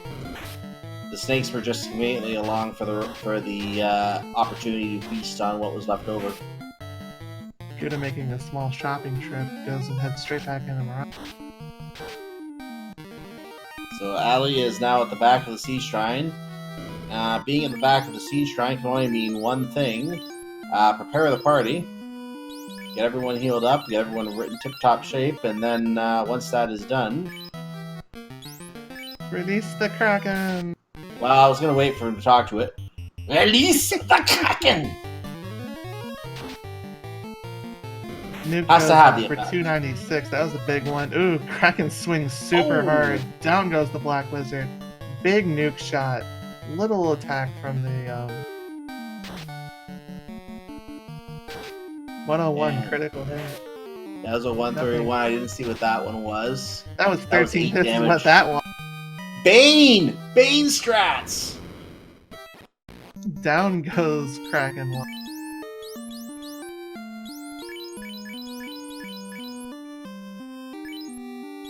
The theme of this tournament, Bane and Brack, have actually been super clutch in multiple situations, so it's definitely not something to undervalue. Ali lighting second.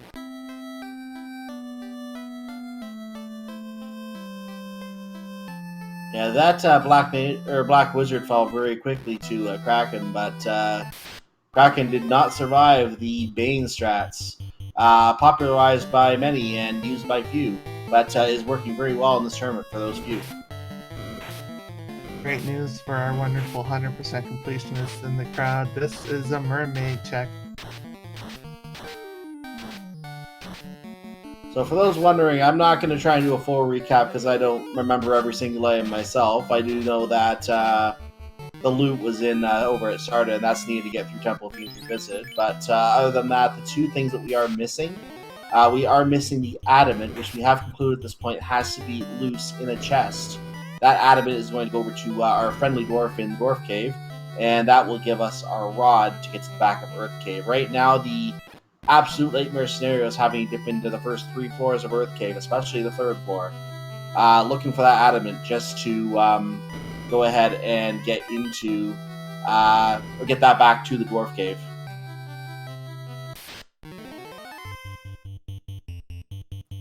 There's a Gura Shark and some very, very bad men over on Google.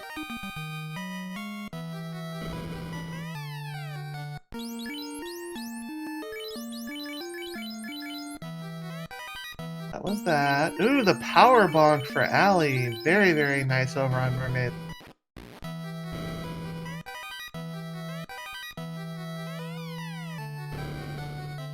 Wooden staff. What a great item to use power bonk on. It only takes 10 times the turns in order to power up to DK.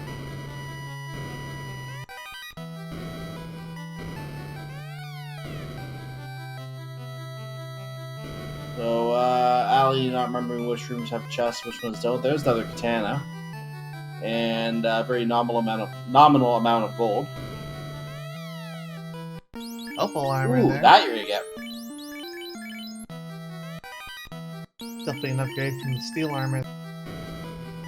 Now, among the interesting weapon items, there was a vorpal located in the fire, or I should say in the volcano, as well as a few ice items that somehow survived. So that's going to be an item that certain people in the chat will be fans of. So, there's actually a Sunsword sighting over on the 1st floor of Sky Tower for both runners coming really, really high up on the weapons department.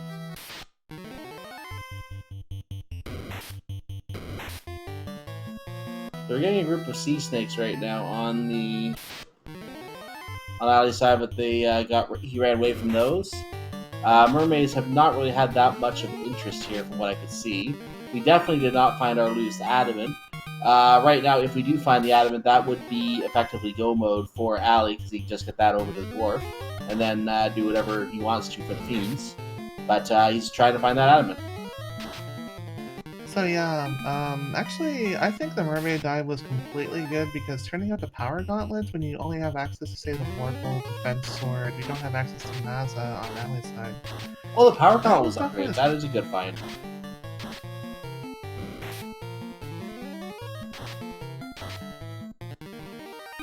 Good at taking a stare down on the eyes, completely just smashing them to pieces. He's seeing that the eyes are super squishy.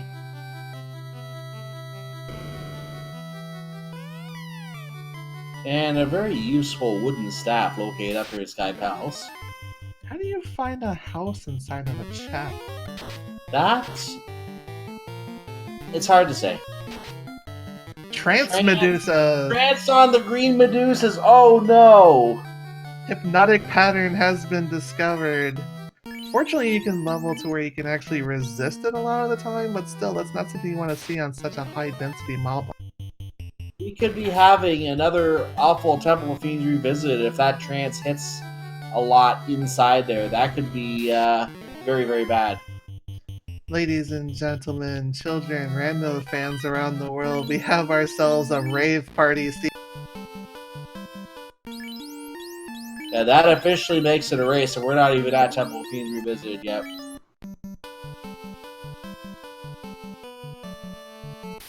Good at running into some rock golems here. Chooses to take the fight, actually.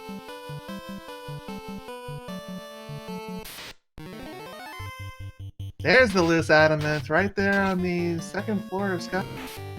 And if you guessed second floor, right side of Sky... Well, first floor, actually, I think that is.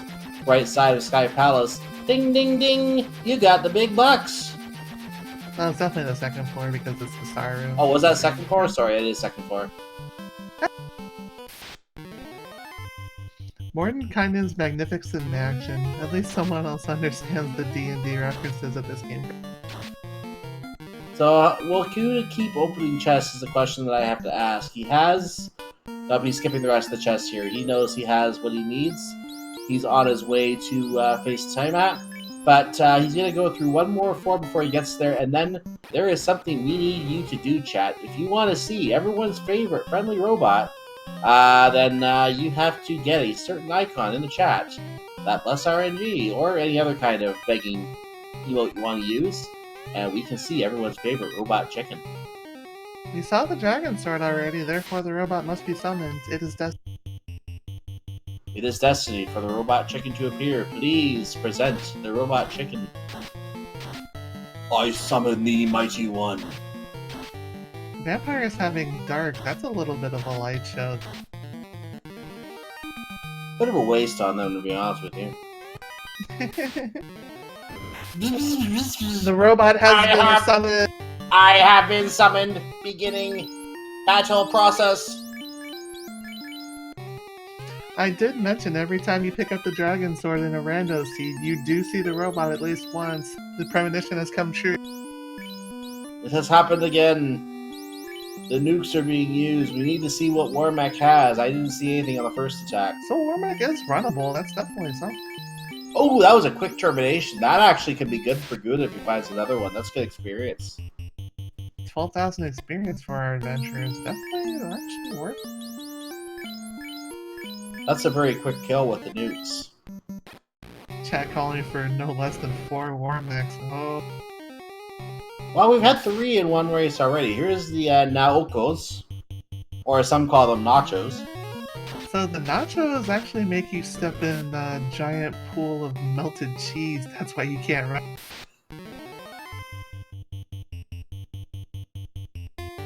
And there's a clip of me being a robot.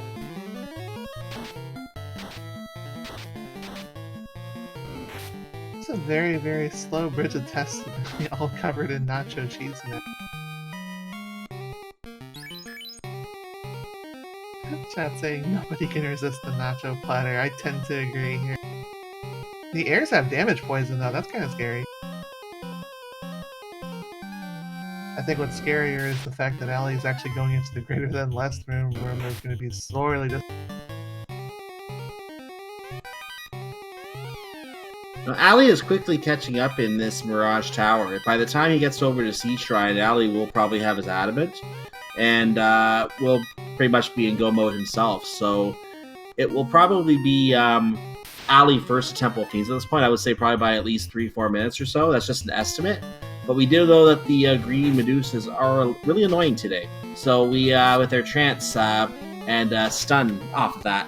So we're going to see what happens when we get down to the Earth floor and see if that actually makes things a little more interesting. Gerda pulling Tiamat 1. Nothing great on round 1. Brackstrat's coming out. Broken into pieces on the first shot. Wow! There you go. Tiamat folds over like a piece of paper. Just wow. That's all I have to say to that. The chat has been fulfilled. The Brax prophecy has been spoken. The 1.5 time save has been summoned. Hooray! Hooray! And now that we're actually going over to Dwarf Cave, it's double hooray. Well, flying over Ice Cave just for those who wanted a reference point.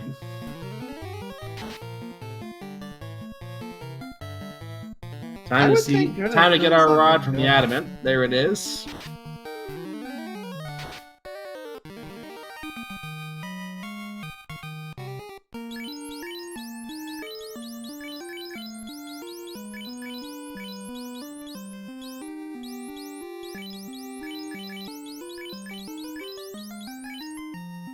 Dwarves can see in the dark. That is confirmed. They do have dark vision. Gouda actually stocking up on that life 2 level 6. Nope, skips right this. Now, something I'm just thinking they can do either cave and either or now. They don't have to stop for any more chests. Being asked in chat whether they'll do Earth or Sea Shrine first on Gouda's side. My guess is Sea Shrine because you can just go right down there. But you are close to Earth, so you might as well just get out of the way while you're down here. Might make more sense.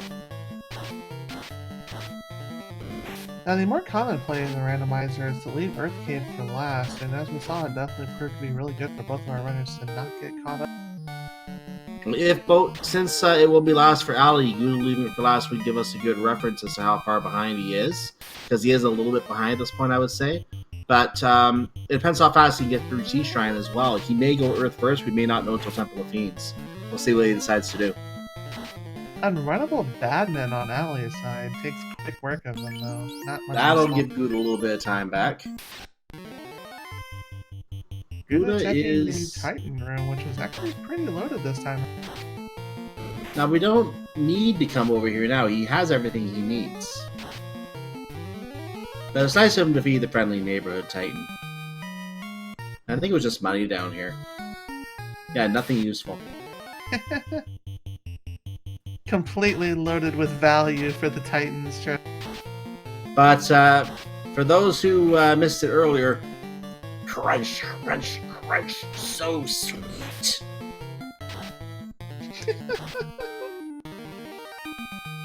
Gouda heading into the Earth Cave. Gonna go ahead and speed straight past the first floor. No need to stop any. Yeah, no need to visit the friendly neighborhood Earth starting the chest today. Petition to add out-of-bounds bats in Earth Cave.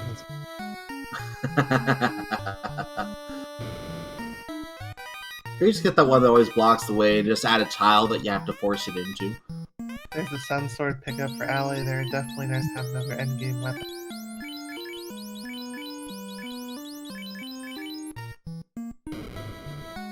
Warple Katana Sun Sword, very strong weapon selection there.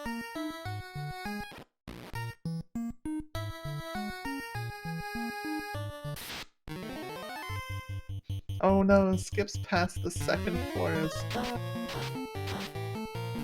Uh-oh. This could be huge for Gouda if Ali continues all the way up. This would be very bad. The game would definitely be changed at that point. Gouda taking the grade chest, just normal. If he does not stop, he is not stopping for the chest. The adamant was right there on the second floor, on the right. Ali, go back. Go back, Ali. Go back. I'm scared. This will turn the race quickly. As comment in chat, I actually agree with this. I actually think this is what he's doing. He's checking these faster ones on this floor before he spreads out on the second floor. So it might be a case where he goes back. He just wants to give us a heart attack first. Get to the flame armor. That's actually a pretty strong upgrade from what Ali had.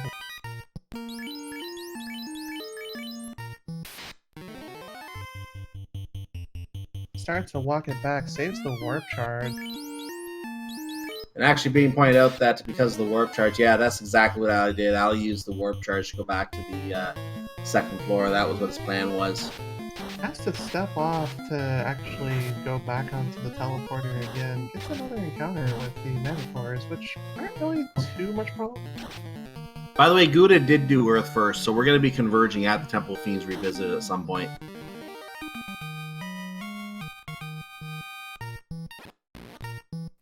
The rod had shattered the earth plates. Oh no, Ali did run back. He's checking more chests. He's checking all the chests on this floor because greater chest density. That's what he seems to be doing. Because there's 6 chests right here. We might see Mazza here. It's actually something that neither runner checks off. Yeah, this isn't everything neither runner checked. You're right. It could be an Earth Cave as well, though. In which case, both runners probably run straight past. Yeah, they're not going to probably get Earth Cave at all. It's going to be a Vorpal day, I think. It's not just Vorpal Day, it's Rusev Day.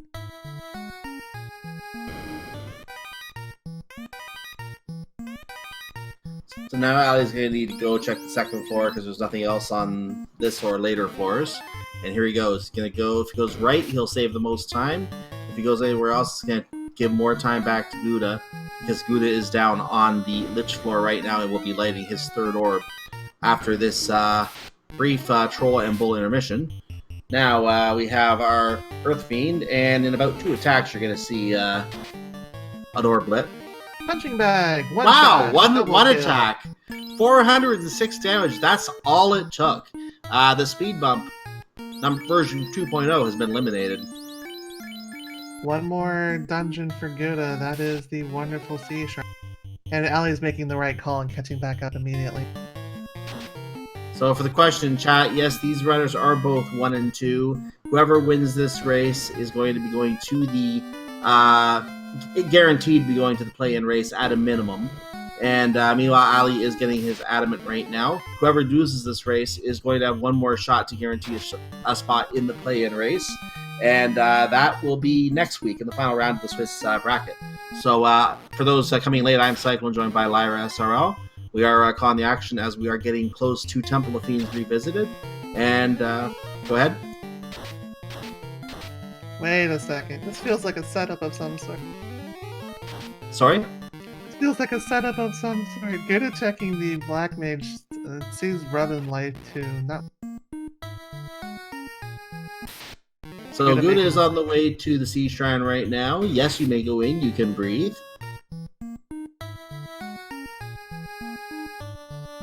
Chat pointing out the Earth Fiend is an illusion. Yeah, that's pretty much the case, Mo. Get your Blessed RNGs in chat again. We have another potential War Mech sighting. Or just encounters on every single tile. Dazzle came out from the Sorcerer. No sightings yet.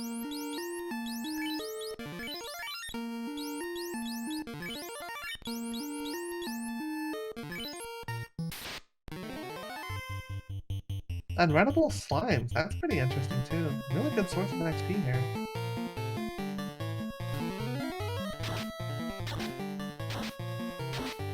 So we have some slimy slimes.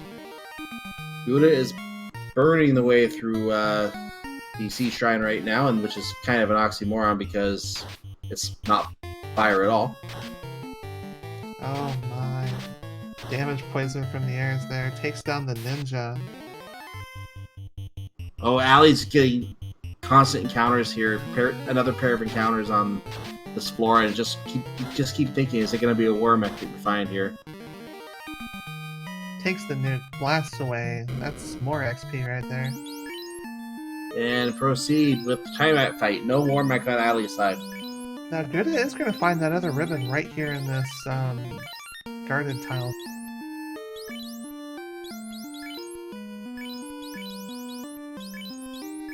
Worth the 2 encounters? Yeah. Oh, has to step back on if Gouda doesn't want that.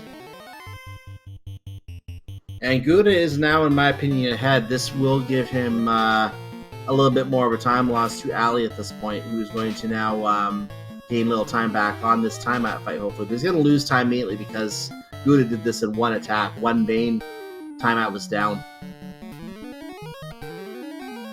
So a little more strategy from Ali here. Puts out a nuke. Power Gauntlet is used. Nuke was for 270 damage. So Power Gauntlet has been used. We're going to put out... Looks like we're trying to Brack now. Double Brack. Timeout hits. Press one misses. Brack. That was a critical hit on 215 damage. That was termination. Not quite Brack, but that's still really, really solid. It was still a good slice. It kind of did the job of Brack, just without... And what is a tire we're doing in the desert? Sand is apparently delicious to some creatures. Apparently that steak marinates in the sand or something. I don't know. Sand is actually a natural heating element for vegetables. Oh yeah, I'm aware. So Ali is taking an intermission in Corneria before going to Earth Cave. He needs to get there quickly because Guda is almost at the back of the Sea Shrine, which means we're going to have another fantastic opportunity back here. Once he heals up his party and determines the party arrangement, Ali takes to the sky, going to make his way now to the Earth Cave, and release the Kraken again.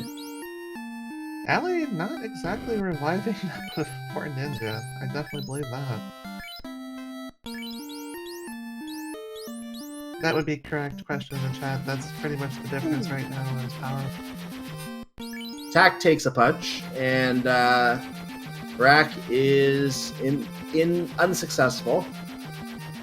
So the nuke comes out from Cal. Cal takes 212 to Tiamat. Guda does 103. Ali getting his rod right now to go to Earth Cave. 139 on Kraken. Kraken hits again. Nuke for another 174. That's termination. Guda is our first runner on the way to Temple of Fiends Revisited at 1 hour 44 minutes. Get your hoorays out in chat. Hooray! Both of our runners getting very, very close to the end here.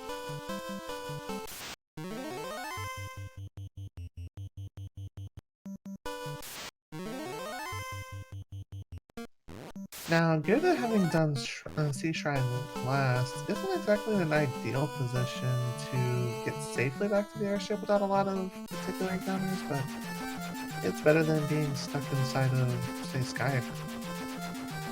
Yeah, it's not too bad. Ali is doing a lot of preparation right now, though. This is costing him some time he needs right now. It's really going to be up to the Green Medusas, who we know have trance. They can do some paralyzing down there in that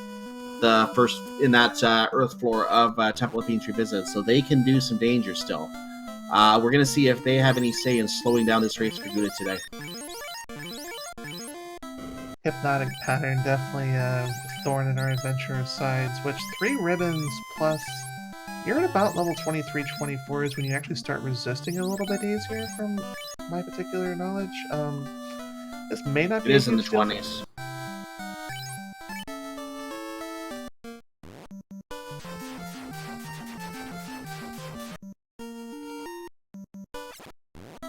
Ali going ahead and heading into Earth Cave, going to dive straight down to the bottom. Guda is spending some time preparing in Corneria right now, too. This is evening time that he has in the lead right now, but now he's off to Temple of Fiends Revisited. And with that said, he parks the airship. It's probably going to stay there now. And he does the save. And at 1 hour, 46 minutes, and 8 seconds, we are now 2,000 years into the past. What do we have waiting for us here? Frost Dragon! Frosties! Ambush! Ice cream is delicious, but it doesn't look like you're just interested in having a...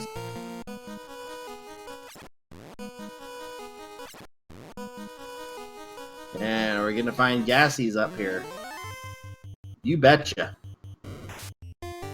These dragons had some of way too many of the nacho platters that were in Sky, and they're kind of a little bit fragrant, as it were. As we see something that doesn't exactly exist over on Ali's side. Yeah, Ali is encountering something. Well, he was encountering something. I don't know what it was because we didn't see it long enough. It actually took 2 hits. We saw it for just a little bit more than a couple seconds.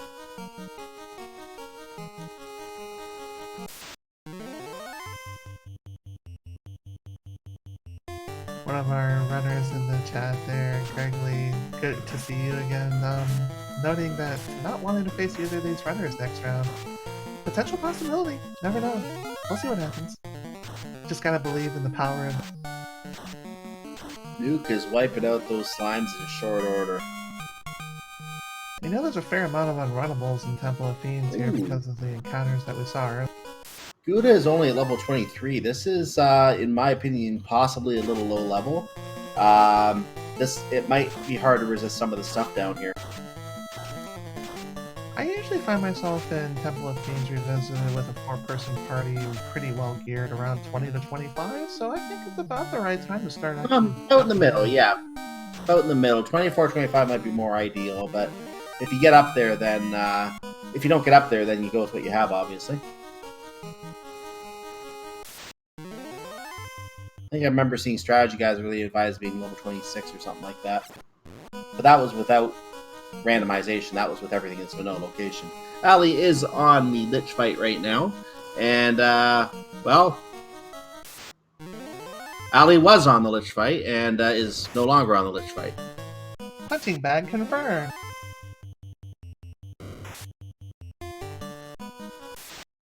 So Guda ended it in 146. We're gonna see how long it takes for Ali next. Here are the Medusas, and we got away from them. They didn't cause a lot of trouble on Guda's side at all. Hooray! That's Dwarf Cave. Dwarves are everywhere in this sea. Look at the lightning too. Nothing there. Lich proving to be the punching bag, completely taking it. Survives the first round though. Rep strats goes off. Down goes Lich too. No problem.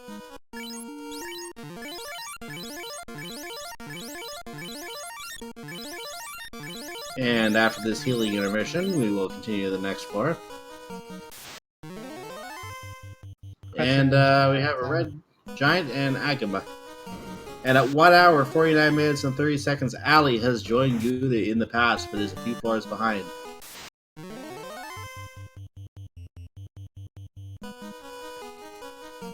Question in chat has been answered. Yes, there's definitely one item that we call the vendor item. It shuffles around from shop. And today it just happened to be right in the first town, Corneria, and it was the cube. Beep, beep, beep, beep, beep. Here's the Unreadable Badman. Ali about a little over 4-ish minutes.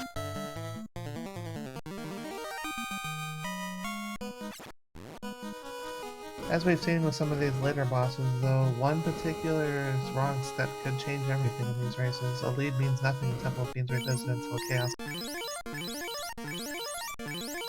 To be honest, this is the first floor where we really start to have some interest in what's happening on the refight side, because Kraken, well, it's like a truck, plus we have all sorts of unrunnable nasties on this floor today.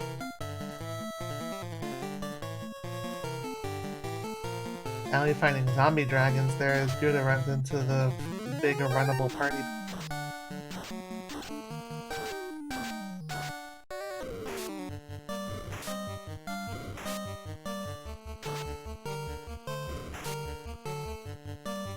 This is getting quite exciting. It's been an honor and a pleasure working with you all tonight. Hour 50 in, my commentator tonight has been Cyclone. Our wonderful tracker has been Angry Canuck, as I remember. Angry Canuck, yes. Angry Canuck's our tracker. Thank you, Mr. We'll post those Brownstone. links again at the end of the seed as well, and review those for those watching on YouTube as well, so you can find all these fine people, runners and crew. It's definitely been an adventure working with you tonight. This has been quite a fun seat for all our particular fans here. A little bit fun for the Oh! 7 green Medusas. Let's see if they cause a bit of a speed bump for Ali over here as we release the Kraken 2! Oh no, Ali completely just blasting him with Lightning 3 to straight to a blink.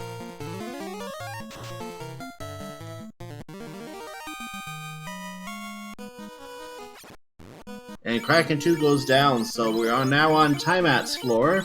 Tiamat 2's floor, rather. Vanilla game, this is where Masamune is normally found, in a room to the south of here. Obviously, it appears somewhere else in the randomizer. That's a chest you almost never see checked in most particular races, especially really competitive ones like that. In meme runs, you would probably see someone actually run down there just for the heck of it.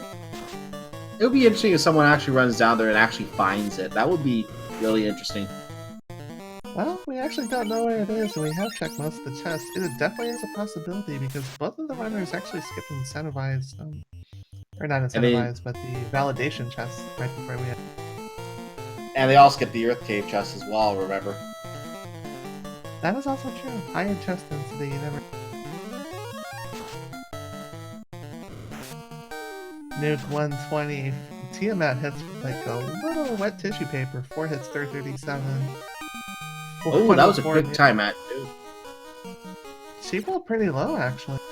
That was very low. That was a very quick time at too, and it's up to Chaos to actually hold order for the Fiends today because the Fiends didn't give any challenge at all for Guda. So what kind of Chaos are we going to get? Are we going to get some Nuclear? Are we going to get some Tornado? Are we going to get some Nuke? Some Cure 4? What are we going to get today?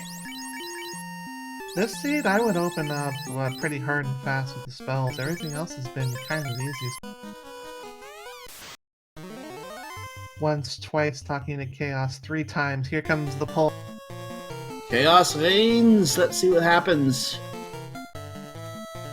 So, starting on Guda's side, we are getting a Chaos hit for 255, 2 hits. Saber and Invis 2 are both activated. Invis 2 on the entire party, of course. Defense Sword is used. Invis 2 is used. This is the preparation turn. So Chaos got a couple hits in on Cal. Let's see what he continues to do here. If he brings out first turn some kind of spell to take Cal out, or whether he goes and punches again. Punching Dal, trying to weaken everyone by force. Nuke hits for, I think it was 193, 74.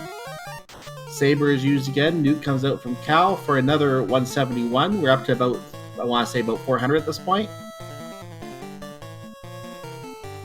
Yes, he has those particular Invis 2 charges. There's no sense in hoarding them with Life 2 being unable to be cast in action. Invis 2 being used again.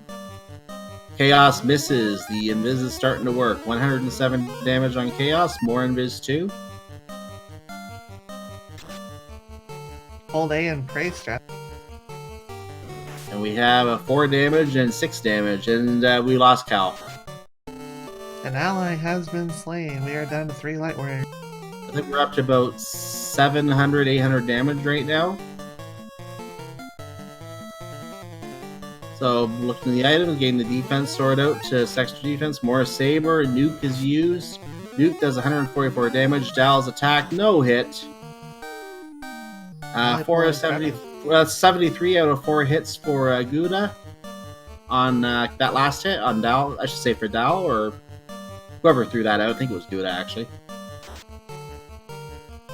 Chad is calling for Saber onto the Ninja. We have 68 more damage. The fighter hits 363, and that is the fight. That is the race for Guda. Get your GGs in chat, everyone. Guda has an official SRL time of 1 hour, 55 minutes, and 38 seconds. What a close race. Congratulations to Guda and for Ali for sticking with this particular mess. The Sorcerers had Dazzle. That's pretty interesting, but we definitely just saw that for the first time here. Oh, we saw that earlier. We saw it in Sky Palace earlier.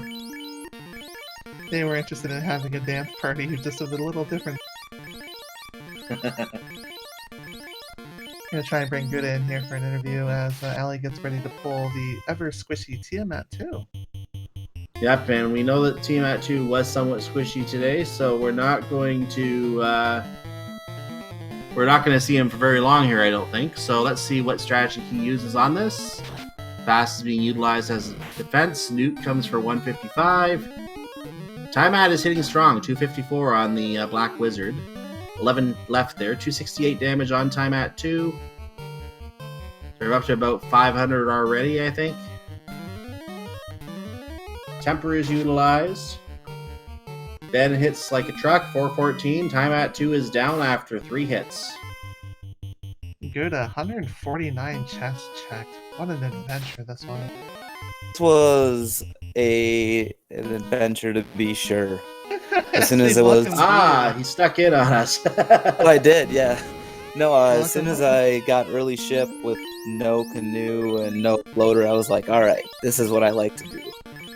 These are the seeds that I end up practicing all the time, it seems like.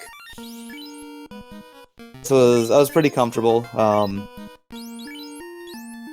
Generally, I actually skip Sky 2. Like, I go straight to Sky 3, do that. I'm like, you know what, this time, like, that's bit me before, I'm gonna do Sky 2 right away. It must have been right behind me. I heard you guys say Tia 2. So yeah, Ali was actually checking the third floor of Sky before the second, and that gave you an even bigger cushion right there. Okay. Yeah, as soon as it hit like 1 hour 45, 1 hour 40, and I was just about to be in Topher, my heart started racing. I'm like, oh man, he's got to be right here. Like, that's like 145 seems to be kind of the speedy seeds, unless your edge or crab cakes, and you can do it in like an hour 20. Well, here's what I can tell you. He checked everything in Sea Shrine before he went to Mirage Tower. You didn't have to check everything in Sea Shrine. Okay. So that's where he lost a lot of his time. Okay, so we must have been neck and neck pretty much this whole race then, huh? He did have a lead for a little while. Not much of a lead, but it was still a little bit of a lead. You gained time when he was checking all the chests, and you were taking carry. He did carry, I think, what was it, 10 minutes before you, I think, Lyra? Is that right on that? But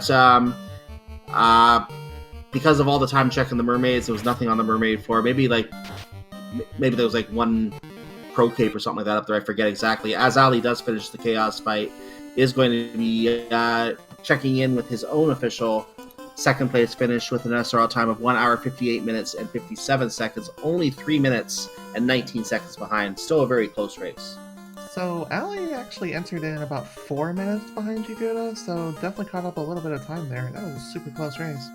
I had no access to temper, and I didn't have power bunk, so I went in there and I'm like, all right, let's hope my levels handles this, because I don't have temper, I don't have fast. I'm like, let's hope. So we did find power bonk if you're interested in that location. And before we continue with that, Ali has also joined us in the channel now. GG. Gee, Ali. So congratulations. Power bonk was actually a little bit of a difference maker in catching up a little bit of time there. That was actually on Mermaid's side of sea. Okay. Oh, that's because I'm guessing Guda went to see Sky before Sea. I went to the Sky before Sea. Absolutely right. Yeah. Once I got adamant into Rod, I'm like, I gotta go. I'm like, I've got to be behind right now. I gotta go. Okay, yeah. Well, I figured I was behind because there's like the odds. I went to see Waterfall in one go because I skipped Waterfall until I had Oxio. I think it was the right play, so I full skipped Volcano and Sky. Not Volcano because I skipped like 4 or 5 chests there, but most of Volcano. And I felt behind, and like my Waterfall play, I wanted to do 2-man. Once I saw fast at level 8. That was part of my plan. I was like, okay, I want to get it fast at 8, and after that it was mainly, okay, you need to not screw up because it's important. And I figured that the big problem I felt is just going to Waterfall and like not healing before the trap tile. It killed me, the Thunder Whiz Mummies, something like that. God, the Thunder Whiz Mummies. And there was a couple other things that had Thunder too. I was like, Thunder's gotta be on the Medusa script. This is garbage. You are 100% correct. It was the Whiz Mummies, and I remember seeing it at least one more time, but it was pretty early on. Oh, it was the Yeah, the Zombles had it, and they wiped me a couple times. I felt behind. As soon as I went down, found the unrunnable wizards that, what if they blizzard me? Oh yeah, that was entertainment right there too. Oh, I didn't see that though. And like I was gambling early on because I didn't want to use my elite 3 charges because I had to warp. I wanted to keep my 2 warp charges to like get out of Marsh early. That's what I tried to do too, and then so I black shirt, ice 3, and all 4 of them were still alive, and I'm like, well, this sucks. Yeah, I got lucky there. I everybody. I think a couple of died, but like I was able to like clutch this out the first. I wiped in Marsh. I didn't do Waterfall until after I did Ordeals. And Provoca, I'm like, alright, I gotta go here. And I found Nuke right away. So I had my class changed. I had 3 Nuke casters. What was your party composition? Thief, Fighter, Red Mage, Dread Mage. Yeah, I had a I'm black assuming mage. Yeah, that was the difference between Red Mage and Black Mage. As soon as I saw Temper at level 6, I didn't even check any of the level 8 spells because I'm like, I can't get them. So I'm like, I saw Temper at level 6 and it was not Red Wizard learnable. I'm like, this is going to be rough. And then no Power Bonk. I'm thankfully there were a lot of low roll on the hit points in Topher. I think we saw on Valley side that Fast was at level 8 in Lufin. Yeah, max priced. So I had to I checked it because I want to know where fast is, and once I saw it was 7 or 8, I want to know if it was 8, because if it's 8, I still will do. I wanted to do a 2-man grind, which like helped me, but like it still hurt me because I think I grinded way too much at too many levels, I feel, and that's just my problem. Is like, okay, I've grinded too much, but not enough. So like I had like 3 fast at the end once I went into Topher, which was I think too much for me. What is that, like a level 30 something Black Mage?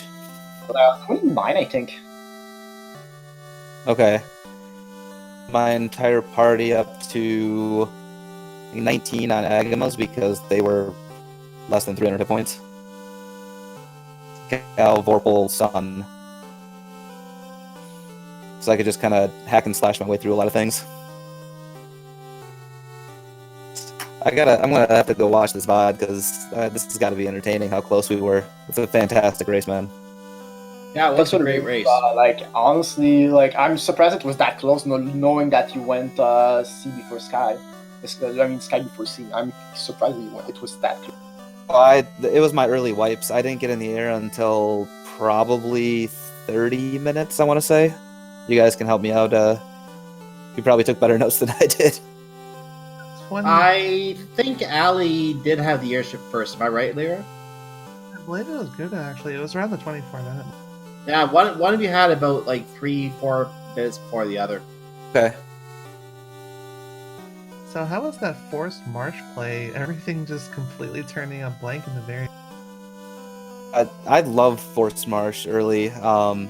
As soon as I got into the community, I talked to Fizzlebeef, and he's like, hey dude, early Marsh, he's like, there's an incentive item down there if you've got the levels and you've got the spells, go down there and get it. And I think it was a light axe real early, and I'm like, you know what, let's do it. That is one of the very helpful plays for any particular skill level, is finding an early light axe, because it just enables you to do so much that would otherwise be extremely painful. Wait, did you go to Marsh straight away, or did you check Elfland Elfland? I checked all the towns. 2 races ago, not checking Provoca first really screwed me, like 20 minutes late on a floater. So I haven't made that mistake since.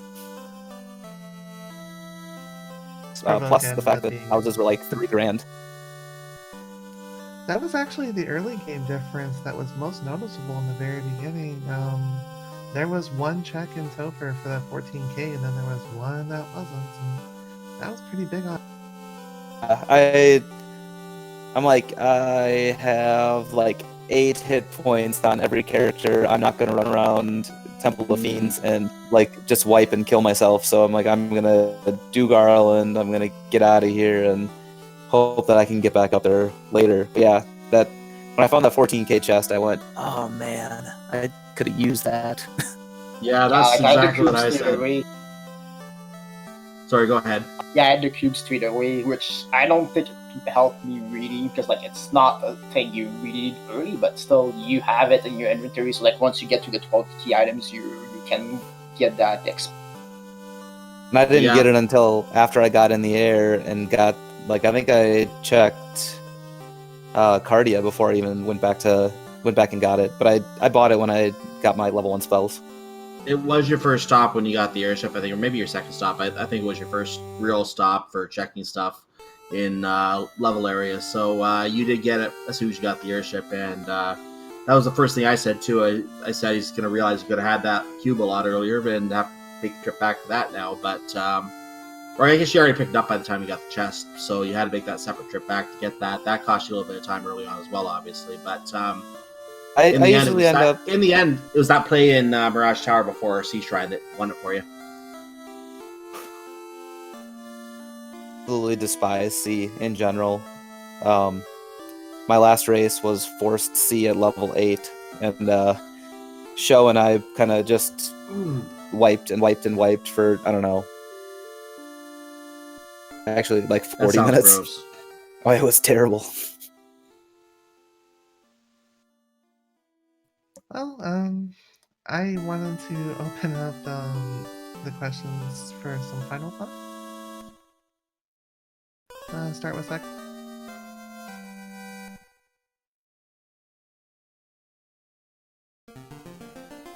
Lyra? Yep. I was gonna I say, don't know if you some heard. final thoughts. I like to thank Speed Gaming. They put on a fantastic show. They let us showcase all the runners. I'm basically brand new here. Like, I've been doing this for about 2 months, and competing. So anybody who's out there who wants to join the community, this is a fantastic community. I mean, everybody has been helpful. Everybody is fantastic. We love to joke around. We have a great time. For watching, and anybody who's on YouTube watching, that's how I found the community in the first place, was YouTube.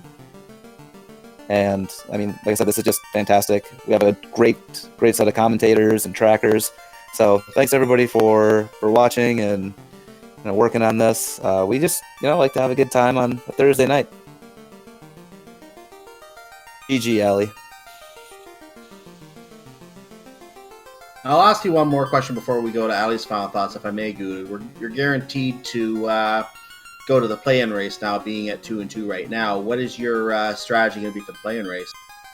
Well, I'm going to cross my fingers that I don't run into any of these absolutely fantastic runners that are going to end up at 2-2, and try and make my way to 3-2 for that play-in race. Because the last chance qualifier, I don't want to get stuck in the group that's going to be 2-3. I mean, right now, some of the guys that are on 3, like, they're fantastic runners. So I mean, this is a stacked tournament. So if I can somehow figure out a way to get to 3-2, I feel like that's going to be the best play. And Ali, any final thoughts from you before we start to wrap? First, I will thank you, Cyclone and Lyra, for commentating the race, and also Andrew Canuck, track, and also Mr. Broadstone. So like, it was fun. I still like how I played. I just like did a couple of mistakes, but that happens in tournament matches. Like, you'll make mistakes, it's fine. I need to move on and like win my last to get in the last chance qualifier, and hopefully I can do well in this and get a result. I definitely wish you both the best of luck in your particular week 5. I was going to say, it was a pleasure watching this race tonight, and if you want to see more racing like this, just going to cover the schedule very quickly here, so we can go ahead and promote the upcoming races in this tournament. We do have, tomorrow night, we do have Pizzapotamus versus Spellzap. That's already got a crew signed up, and that's going to be on Speed Gaming 2. We also have Lord Fizzlebeef and Arson Horse on Speed Gaming 5. So those are at 8 o'clock and 10 o'clock respectively. Another race on Speed Gaming 2 between Melee Wizard and Captain Nerd at 10:30. And a fourth race. We have 4 races on Speed Gaming Family Networks. Actually 5. I'll get to that fifth one in a second. Fourth race is Moist Mogwai versus Gregglypuff. That's at Speed Gaming 4. So we're pretty much on almost every Speed Gaming channel tomorrow. And the final race tomorrow night is between Edgeworth and Minochi 85. That's at 12 a.m. midnight Eastern Standard Time. So 9 o'clock West Coast. That's on the main Speed Gaming channel. between Edgeworth and Minochi 85. So 5 races tomorrow. Make sure you come back here and check out all the great action going on here tomorrow as we continue to get towards the end of the Swiss cycle and towards the bracket phase of this tournament. Any other thoughts from you, Lyra? Honestly, I want to thank Speed Gaming for always having us here. I want to thank you, Cyclone, for volunteering with me tonight, and I definitely want to thank the fans for making our wonderful dreams come true and ending the nightmares of a 2,000-year-old time. I agree with that. That is definitely well put. And thank you, Lyra, for doing the commentary as well. Definitely always nice to see you on here as well. For those watching, wanting to check out other events at Speed Gaming, make sure you follow Speed Gaming and Speed Gaming 2 through 6 as well. Even when this tournament is not, when we don't have a tournament in Final Fantasy Randomizer, there are other things going on here. Some Bloodborne tomorrow. There's always linked to the past Randomizer going on around of some form. Several tournaments and events going on, including the League, which is in the playoffs right now. Splatoon 2 is having a race tomorrow. Just one more thing I can point out here. No, that's pretty much the bulk of it. There's the Super Metroid Weekly Race Action, the Project Tournament going on. That's a lot of what's going on tomorrow. So make sure you go to Speed Gaming 2 through 6, follow all of them. You'll get information on all those races as well. So with that said, I just want to thank you as well, chat. And for the and a point that was made earlier about the YouTube audience, how one of our races came from YouTube. Just reminding our YouTube audience, we are obviously have this playlist of races on YouTube as well. All the events I just talked about will be on a different playlist on YouTube. Next on this playlist will be another race in this tournament, one of the races I just mentioned. And you'll be able to continue following this tournament on our YouTube playlist. We hope to see you in the live chat, though. And you can always go to speedgaming.org/schedule to find out when there's some live Final Fantasy Randomizer going on. Make sure you come join us and become part of our community. We'd love to see you here. So with that said, I want to thank you again, everyone on YouTube, everyone here in the Twitch chat live. Have yourself a wonderful evening. And unless anyone has any final thoughts, have a good night. See you next mission, and it doesn't matter what sword you use, as long as you stick it to chaos, you will definitely win the game. Have a great night, everyone.